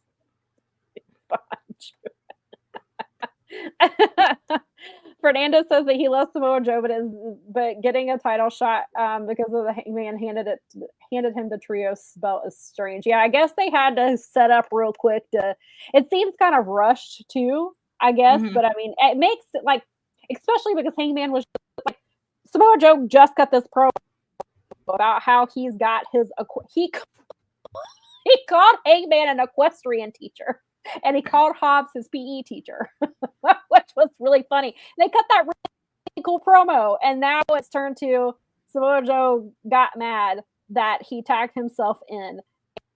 And I mean, I guess it's Joe's a prideful man, and that's more than anything is like, and you've never beaten me, which fair, but you also have a title, and I don't need you. Keep your own title. You don't. I mean, you don't need two titles. But Samoa Joe, and he's incredible, and I love him. But I have not heard how long he is out for. I just know that he is out. We don't know exactly. If I remember correctly, we don't even know what the exact injury is, just that he was hurt. Nikki says, I wouldn't be surprised either, but you keep trying to put that in the universe. Stay away from Jericho. And yes, I know he's coming. Eddie Kingston, Fernando believes that, that Eddie Kingston should be on Dynamite, not just Collision. I think they are getting him back in front of a crowd and getting him they're trying to get him more, not that he's not in ring ready, but you can see that there's a little bit of rest and he still needs to take. I mean, he was gone for 497 days. Like, it's going to take Eddie a little bit of time. But if I'm not mistaken, wasn't Eddie on Collision a bit before he was injured? I want to say he was. So I think Collision's kind of where he already was doing stuff. But I will take Eddie Kingston wherever they put him. You can put him back on ROH too if you want to. I just need that man to have a microphone. So, but I won't be surprised if he's on Dynamite sooner rather than later, though. Fernando, I think he's getting there. Yeah, Crash is right. Samoa Joe cuts such a great 1-2 promo every time. True. Yeah, Samoa Joe's the man. I love Samoa Joe. He is the man. Like, he's got it. He has nailed it, and he's one of the greats. He's like gonna go down. I mean, fortunately, he's with AEW now, so he could probably actually have a great exit if he wants to, and that'll be a lovely thing to see for him. Yeah. So yeah, the match will be great. I'm not thrilled about it. Hopefully, this is it. After this, Tony has non-current champions for him to face. I'm sure if I asked that next week, it would not be. I would be like, "What if I asked Tony Khan, why do you have Hangman Page keep defending against current champions?" I'm sure I would just get some, because they're the best wrestlers. It doesn't matter if they have a title. Is probably what the answer would be. Yeah, that's true. Yeah, Crash said Hook was laughing at Eddie selling the Drolly Sicko slap on Collision so well on that. I saw him laughing. It was really funny. I could see. It was funny. Hook. That was really good with Eddie selling. Him and Hook have that thing going on right now that's kind of fun, and I do appreciate that. I think Fernando is the one who mentioned it. It got lost in the comments about Daniel Garcia and Nigel probably getting, and I think that I could see them getting another match because Danny straight up called him out last night, and the reaction was hilarious because he's yelling at. Well, at first I think they're going to do Danny versus Daddy Magic on Collision. Like, if it's not next week, it'll be like the week after. Yeah. I'm sure they'll get a one-on-one match, which is clearly where that's going. But he was like, he said, "You're a loser, and if I stayed with you, I would end up like that guy." And he points at Nigel, and I was like, "Now what did Nigel do?" And Nigel points at himself. He's like, "Me?" Like, and then they cut to John Moxley, who says, "Damn." And AEW tweeted the clip of John Moxley saying it last. It was great. That whole segment. I thought that Danny cut a really good promo. I thought that was probably the best promo he's cut in a really long time. I like where they're going. It seems like he's getting more comfortable there with this character. And so I'm really interested to see where that would go. Yes. Brad says Eddie also broke Hook during the opening show promo. He did. Because he's like, why do I have to do this? Yeah, he's still got his why do I have to do this Saturday night if they even use that anymore. Like, just let me. Right. He's like, just let me go punch people. Can I please go kill people? You don't need to hear me talk about it. Yes, Nikki said, I love how much Hook loves Eddie. Finding somebody who looks at the way Hook, I love them together. And I love that they are adorable. And that Hook was the one. And I love that Hook, and Eddie talked about it. He was saying he was in a really bad place mentally a few weeks ago. And Hook texted him or called him, and Eddie kind of just unloaded. And Hook said, well, what are you going to do about it? And he said he went and ran at like 3:00 in the morning. And so I love that they, even though there's that age difference, that they still have that closeness. Part of it probably is the connection of both being New Yorkers and stuff like that. But I think it works. and I hope we get to see more of it because it's. Well, it's a I lot think of if fun. you think about the fact that when Taz was young, when Taz was young, though, he was taken under his wing by a lot of older wrestlers too, and so I'm sure that from watching your dad and the way that he is, and having that kind of and Hook clearly has a similar charisma, and I mean, you could argue he's probably, and even Taz would probably say that he's more talented, but it just you can see where, because he's got the appreciation, I think that there's something in that where he understands like what he's facing and what he's written. So it's fun to see. He's not marking out about him, but he is. But it's it's natural. It feels like I'm looking up to I'm being taken under the wing of an older wrestler while I'm coming up in my career. And so he's got Samoa Joe, and he's got Eddie, and he's just got all these people that are these kind of legendary guys and he's great. Hook can stand on his own just fine. I mean, maybe not with the ankle, but but kayfabe. Fair. But Brad, this is a really good point. Yes, Brad makes a really good point that he wouldn't be surprised to see Eddie and Hook versus Sammy and Rush, the ROH tag titles at WrestleDream. They've been doing Eddie versus they're doing Eddie versus LFI 2 weeks in a row. That's I think they were, because we got to fill this card out. This show is the 18th. We've only got a couple of matches for it, booked for it so far, and they obviously are integrating Sammy and Andrade back into TV. They've been using them more on Collision, and Eddie and Hook. Yeah, Brad, I like that. I think you're onto something, and I can certainly see that. And with it being WrestleDream, clearly Eddie is a huge fan of Japanese wrestling. He's gonna, of course, putting him on a WrestleDream card that is there to pay respect to and homage to Antonio Inoki is a huge honor for him.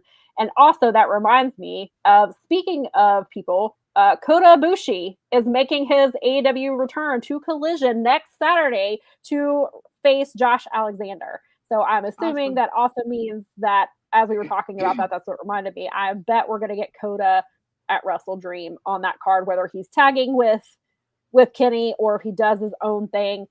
And then also Ishii is also back, so I assume that Ishii will also be on the WrestleDream card, but he's going to be, I believe he's wrestling on Tuesday. Is he on the title?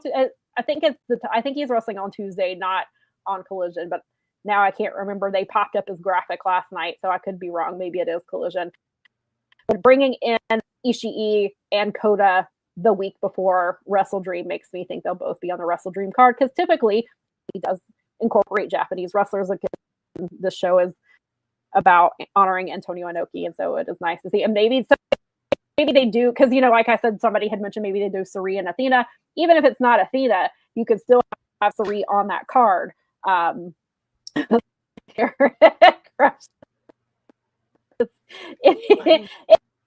can find his way to the venue. Well, at least Kenny has healed, so Kenny will probably be the one to make sure he gets to the venue on time. And he's around at least. Maybe he'll be all right. I hope so. Fernando asked, do we think we'll see Ruby ever again? I don't know. I haven't heard much about her since she's had her baby. I don't know if she's just enjoying motherhood and, trying to, that's what she's doing now. And if she even wants to come back, or maybe she is quietly working on a return so that it surprises everybody when she comes back. But I haven't heard anything about her in a while, other than since she's had her baby. So I'm not sure about that. And do I think that Kitty and the Bucks are going to get back together? Eventually. Not anytime soon. Eventually, though. Just like I eventually see Cody Rhodes coming back. I eventually see Cody I kind of do too, in a weird way. I do too. It moved, and I was saving it for the conversation, and then it moved out of my way, and now I don't know where that question from him went. But also, he is correct to get ready for the awkward Inoki tribute. It is always awkward.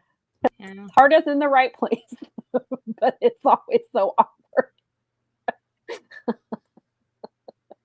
Yeah, just don't. Please don't say it. You don't need to say Ichini Sanda. We just don't need to hear it. He's like, I have to. I know you like to say it, but say it in your house like the rest of us do. I probably even shouldn't have said it right here. That's kind of like crazy. I probably did better. Tony always stumbles on it because he's so excited and he always sounds so silly. You're not wrong. Again, like I said, his heart is in the right place. Oh, yeah. Yeah, like my cousin likes to say, heart in the right place, head up your ass.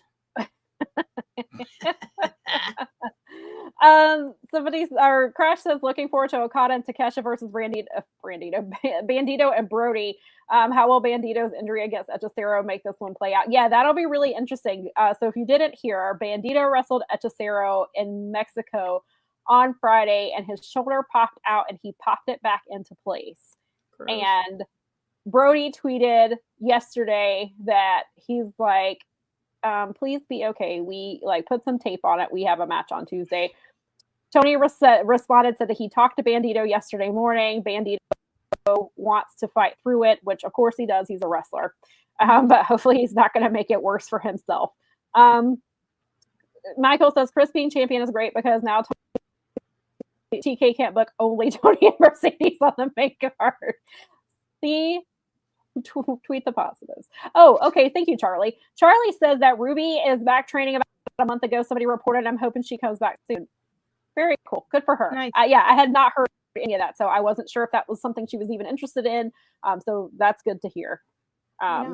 She would be a great addition to, especially with the blood and guts things. And like, I don't think she would be in that match, but to do that because she has been in because that's where people online were crying in the match that she was in where the blood stuff happened. Because they cried about that. Fernando says, with the Jurassic Express and the Acclaim getting back together, AEW has the best tag division in wrestling. I still do not want the Acclaim back together. That's very clearly where they're going with this. It does not move me. I was way past ready for them to break up. I think they took way too long. And yes, you could argue it was not working with Anthony Bowen being a singles wrestler. That is not, I don't think that's not entirely on him. But if they do put the Acclaim back together, please do not let Max Caster have a lot. No, please don't. He did okay during his Wrestler Alive because he was too busy. Please don't let him have a microphone because he was cringe and he was saying some really inappropriate things that was just, I don't need that anymore. And it was hurting Anthony Bowens in the process. But I am excited for the Jurassic Express being back together. And I do believe that their tag team division has improved a lot. We've finally improved it too, where we're actually doing stuff with our tag division because there was a while there where that tag division was in rough shape. It was like the 3 teams having matches, which the Acclaimed was one of them. That it was like FTR and the Acclaimed and Top Flight, which is nothing against Top Flight because I really enjoy them, but it was just like the same things over and over. So I'm glad that the division has expanded a little bit. And now we have like Gates of Agony, or I'm sorry, GOA, who are division. And now you've got like when you had Juice in Austin, and we talked about it last week, now they have Ace Austin involved as well. So that should be fun. Hopefully they do. And then they kind of hinted last night that Dalton was going to leave the Outrunners because they had like the greatest match ever. They can't top that. And then they carried him away and pulled him back in. So we've got that as the trio stuff. Crash says Bandito coming out like looking like Sabu with all the tape. I'm here for that. Yeah, that's going to be a really good match. I hope he's healthy. He said just do Arabian Facebusters through the table. Listen, I was going to say don't give Bandito any ideas, but he's probably already had those ideas. Chucky T can't wrestle. He said because somebody else mentioned best friends before that when Trent gets healthy, Chucky made it sound like, I mean, his ankle is like really messed up, and he said that like it's possible that he could potentially wrestle again, but most likely he's not going to. And if he is, it's not going to be anytime soon. That ankle was like they wrote that into the storyline where Trent messed up his ankle. That's how they wrote him out, but his ankle was really, really messed up to the point where like I don't think he has. I could be wrong. I can't remember if he ended up having surgery or did he elect not to and kind of let it play out. I can't remember now. I want to say he actually, I think, didn't he have surgery? No, I can't remember. But regardless, it doesn't sound like Chucky T will be wrestling anytime soon. Yeah, I don't know if he did or didn't, but it didn't sound promising. From where I don't think it could be as, it can't be as, I don't think it could be for a sustained. Yeah, that's right. That's okay. Yeah, that's no good. Because that just means that, yeah, that's no good. Which is, that's why they played it out the way that they did, is because he was trying to like figure things out, and then finally just got to a point where like he was like, yeah, let's do this match where Trent ends my career. Like, and he works backstage. Like he's been doing backstage stuff for AEW for a while, and he's very much still involved in AEW behind the scenes and has been for a while. Trent would have to turn back into a baby face. Trent's been very mean. Trent's been he's with the Don Callis family, right? Yeah, he's in the Don Callis family, so perhaps he leaves and they could do that. I know that Brian Cage had surgery and is recovering, but I don't know if there was a timetable for his return. And then Mark Davis was only supposed to be out like 8 weeks with his foot, but he's clearly not back. So I don't know if it's like as we've seen with Buddy Murphy, and Buddy Murphy obviously has had surgery now, but like feet can heal very weird. And so I don't know if that's because I know that Mark Davis is back in Australia and has been for like the last month or so. So like, I don't know if he just is taking time off and went home and it was like already planned, or if he's just struggling with his recovery and just like, you know what, I'm going to go back to Australia. But he did post in his Insta story like 3 weeks ago that he had been training. He was training other wrestlers at one of the wrestling schools. So I don't know if that was like a pre-planned thing and they were just like, take your time, or if the foot's not healing properly, that they haven't given an update. So at this rate, it sounds like Brian Cage might be back sooner than Mark Davis at this point. Nikki said that she was trying, she thinks Chucky was trying other treatments first, and she can't remember if he's done surgery. Yeah, that's where, I know it was kind of up in the air about where he was going, because I think that surgery was not to repair it so that he could get back in the ring, but to repair it so that he could like function and like walk around on it for the rest of his life. Right, that type of thing, I think. Which is usually like a fusion, something in that vein is going to be like a fusion or an artificial situation, which would be at risk if you tried to mess around with it. Because until we get those bionics, which are coming, but not fast enough, and won't be probably accessible to wrestlers first. That'll probably be going on the way up there, people. But wrestlers are way down on that list. Yeah. Maybe as guinea pigs, but not as actual like recipients of the benefits of that. We do have to watch. Yes, Nikki, we do have to watch out for double buys when we go to Blood and Guts. I wonder if that guy's coming. Bring a poncho. That was the guy that when we went to the last AEW show, this dude was super into Brian Cage, and every time Brian Cage hit the double buy, the dude would do it too. And one time I happened to be wearing my glasses, and one time thankfully I was moved over just enough or he would have elbowed my glasses because he was so excited about the double buys. Sweet. Brad says that as much as he loves Mark Davis and Brian Cage, they might want to bring those guys back and kick them out of DCF without how big it's gotten. Well, and they could, because Mark Davis never wanted to be in DCF in the first place. He was only in it because Don Callis told him, if you want a job in this company, then you have to join me, and you have to be against, you have to turn against Kyle Fletcher, who, if you did not know, sorry, not Kyle Fletcher, Will Ospreay, who, if you did not know, during COVID times, Will Ospreay let Kyle Fletcher and Mark Davis live in his home. I don't know if you've ever heard that story before. I don't think they publicized it very much. Yeah. That the two of them lived in this home. So they could easily kick Mark Davis out because Mark Davis is the one that like is only there because He's Marshawn Lynch. He's there so they don't find him. He's there so he gets paid. So I could see him absolutely doing that. Michael says, yes, I did see that Mercedes and Jody threat is happening for the WPW Women's Championship on October the 19th. Isn't Jody signed to TNA? Yes, she is. As far as I know, she's still under contract with them. I have not heard otherwise.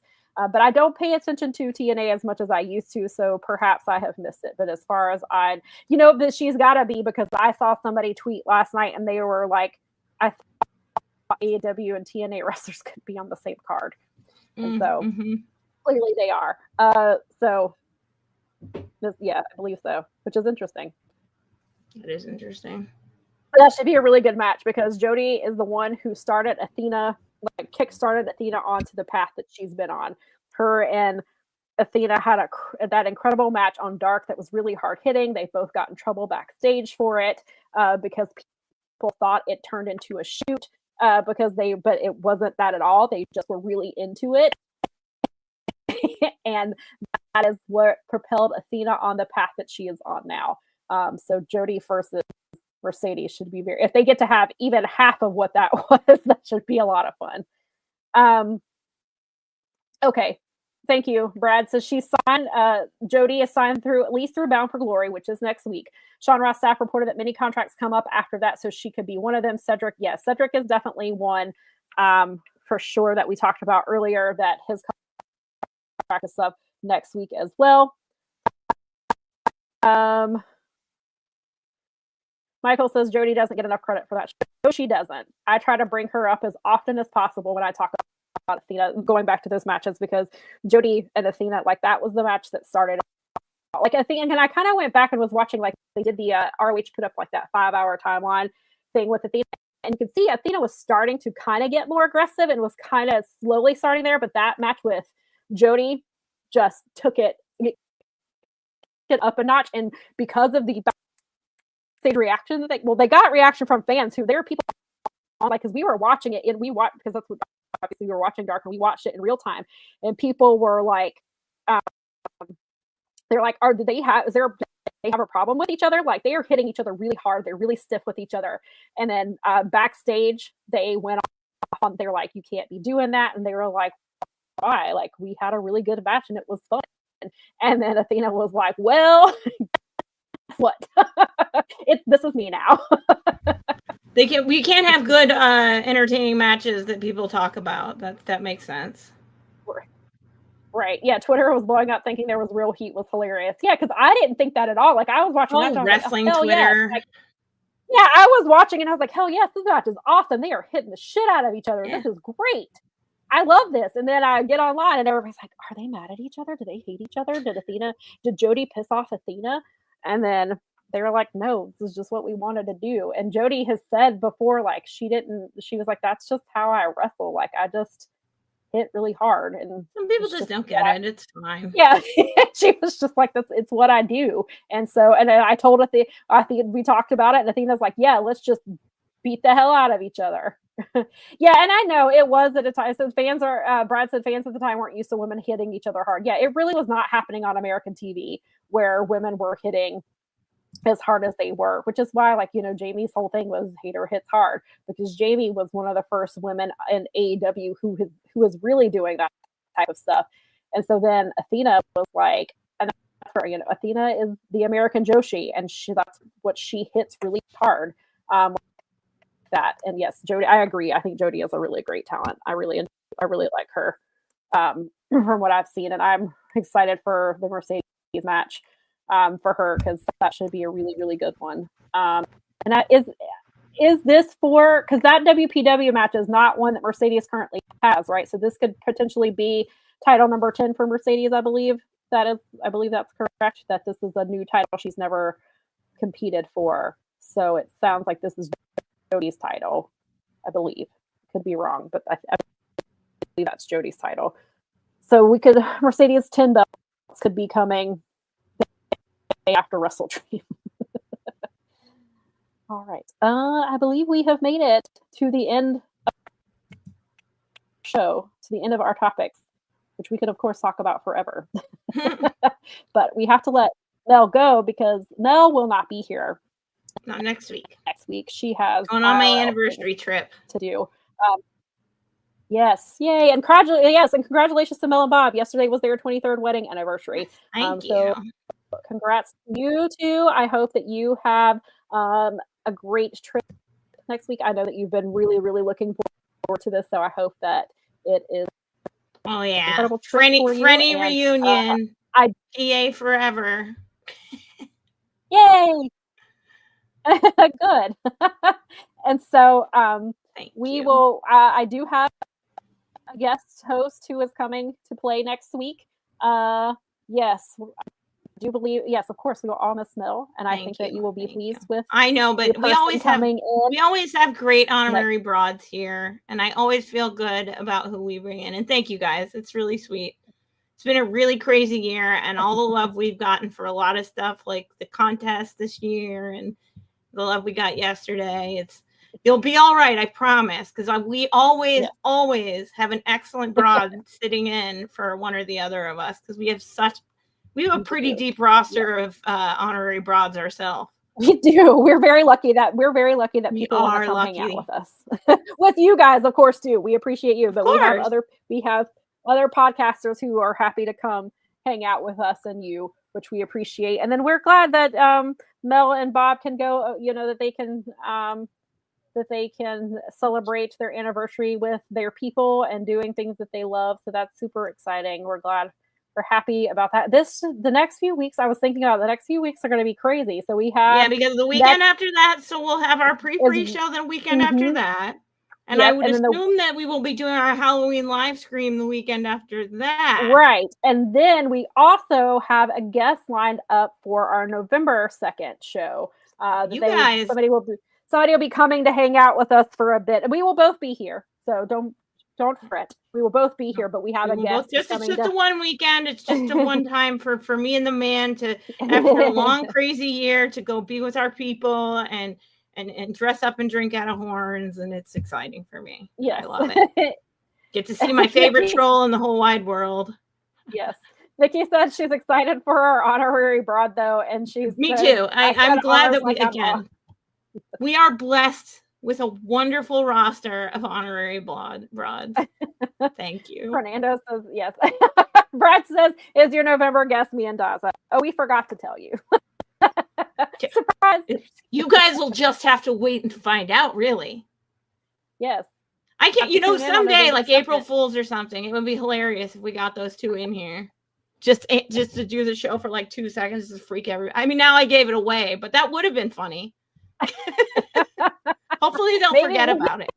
We got a while. Maybe, and we won't do it. Maybe we won't do it on April Fool's. We'll just do a random Sunday, and we'll just let them. There you go. I mean, it would be kind of hilarious. We'll start the show late because that's what they always say they're going to take over is because we're here late. So we'll start. We can let them start on time, and then we can pop in it. That'll be the joke. They actually start on time, figure it, and we show up at our wizard time. There we go. Yes, perfect. See, we'll let it happen. Book it. It's going to be an exciting October and November. See, we got an exciting October and beginning of November set out for you. So. Yes. Yeah, and we're at 184 episodes. We are getting very close to 200 episodes. Like it won't have. I think with the math, you said it was like February. So you said you did some math. The last time I did the math, it's going to come up right around my birthday in January. That's what it was. So it's going to be close. It'll be because our anniversary is in February. So, yeah, we'll be, as long as, knock on wood, depending on how things play out.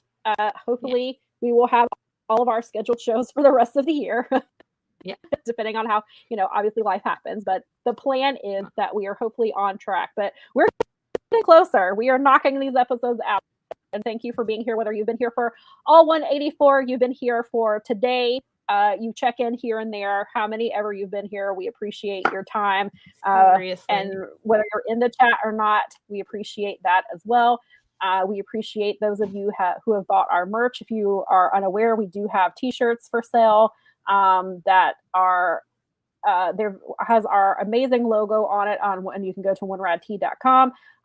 They are and they're made to order, so they're not just sitting in a warehouse. They are, when you place your order, it gets made. And so it's really good quality. That was our thing, was we wanted something affordable and good quality, and I think that we have achieved that. But you should find out for yourself and let us know. And the person our team up is the person who designed the logo in the first place. So shout out to OBQ. Yeah. We love you so much, and we love the One Rad Club and the One Rad Tees, and it's just really cool. It's so nice that it's very communal. So you're supporting somebody that you are helping a friend send their children to college. Like this is like, if you feel like there's zero ethical consumption under capitalism, occasionally there's something. It's occasional, but it's you're helping out, and you're helping out another small business, and they do ship worldwide. And that's the other great thing.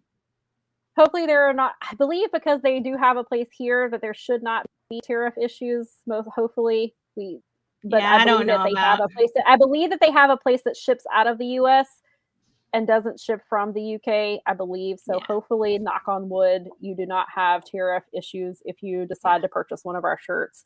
We apologize in advance. We have nothing to do with that.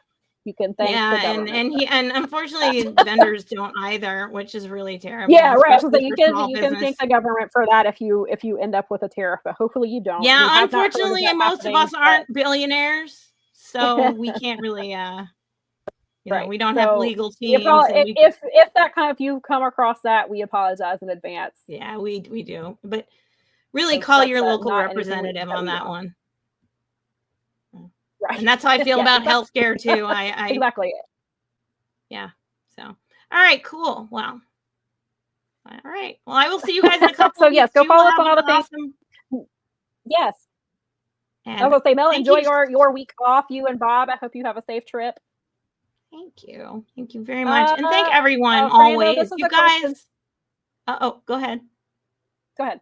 No. Fernando, go ahead. I think that's still being at the point with Netflix that they buy Warner Brothers. At this point, I believe that is not going to be anything that's affecting AEW anytime soon because of what the current TV deal is. I don't understand all of it because that's just not my wheelhouse. BJ Bethel is probably the best person to ask about that. Yes. But obviously, as this is certainly something we'll keep an eye on. It's probably something we're going to have to talk about. But that I don't really know the details on because I don't really understand how all of that works. I know it makes it more difficult for sure. It's clearly not ideal, but I believe from what I've been told, at least in the short term, it's nothing to worry about because of the current deal that AEW has. That they're good. With Warner Brothers locked in already. Obviously, things change quickly. The media landscape changes quickly, so this information. But contracts are contracts, and they can't just be broken. So they have to be legally mediated. Right. But yes, we'll try to get Fernando. We'll try to get some more information on that because I want, that is definitely a topic that we're going to have to talk about. And it does push into monopoly territory, which we will talk about it later. Maybe we'll get BJ on that, and that because you do start to tread on monopoly territory, which is a whole other conversation. Yes, but maybe we'll have to get BJ on here to talk about. Yeah, that'd be a good one. Kind of explain that. Although we did promise him a Just Fun episode one time, so right. So the wrestling business. Keeps wrestling business things. So. All right, but we're on Carney for real now. Carney's going to keep on Carney. Yes, it is. They are. All right, you guys have a fantastic rest of your Sundays and Mondays, and have a great week. And we will talk to you soon. And we greatly appreciate you all as usual.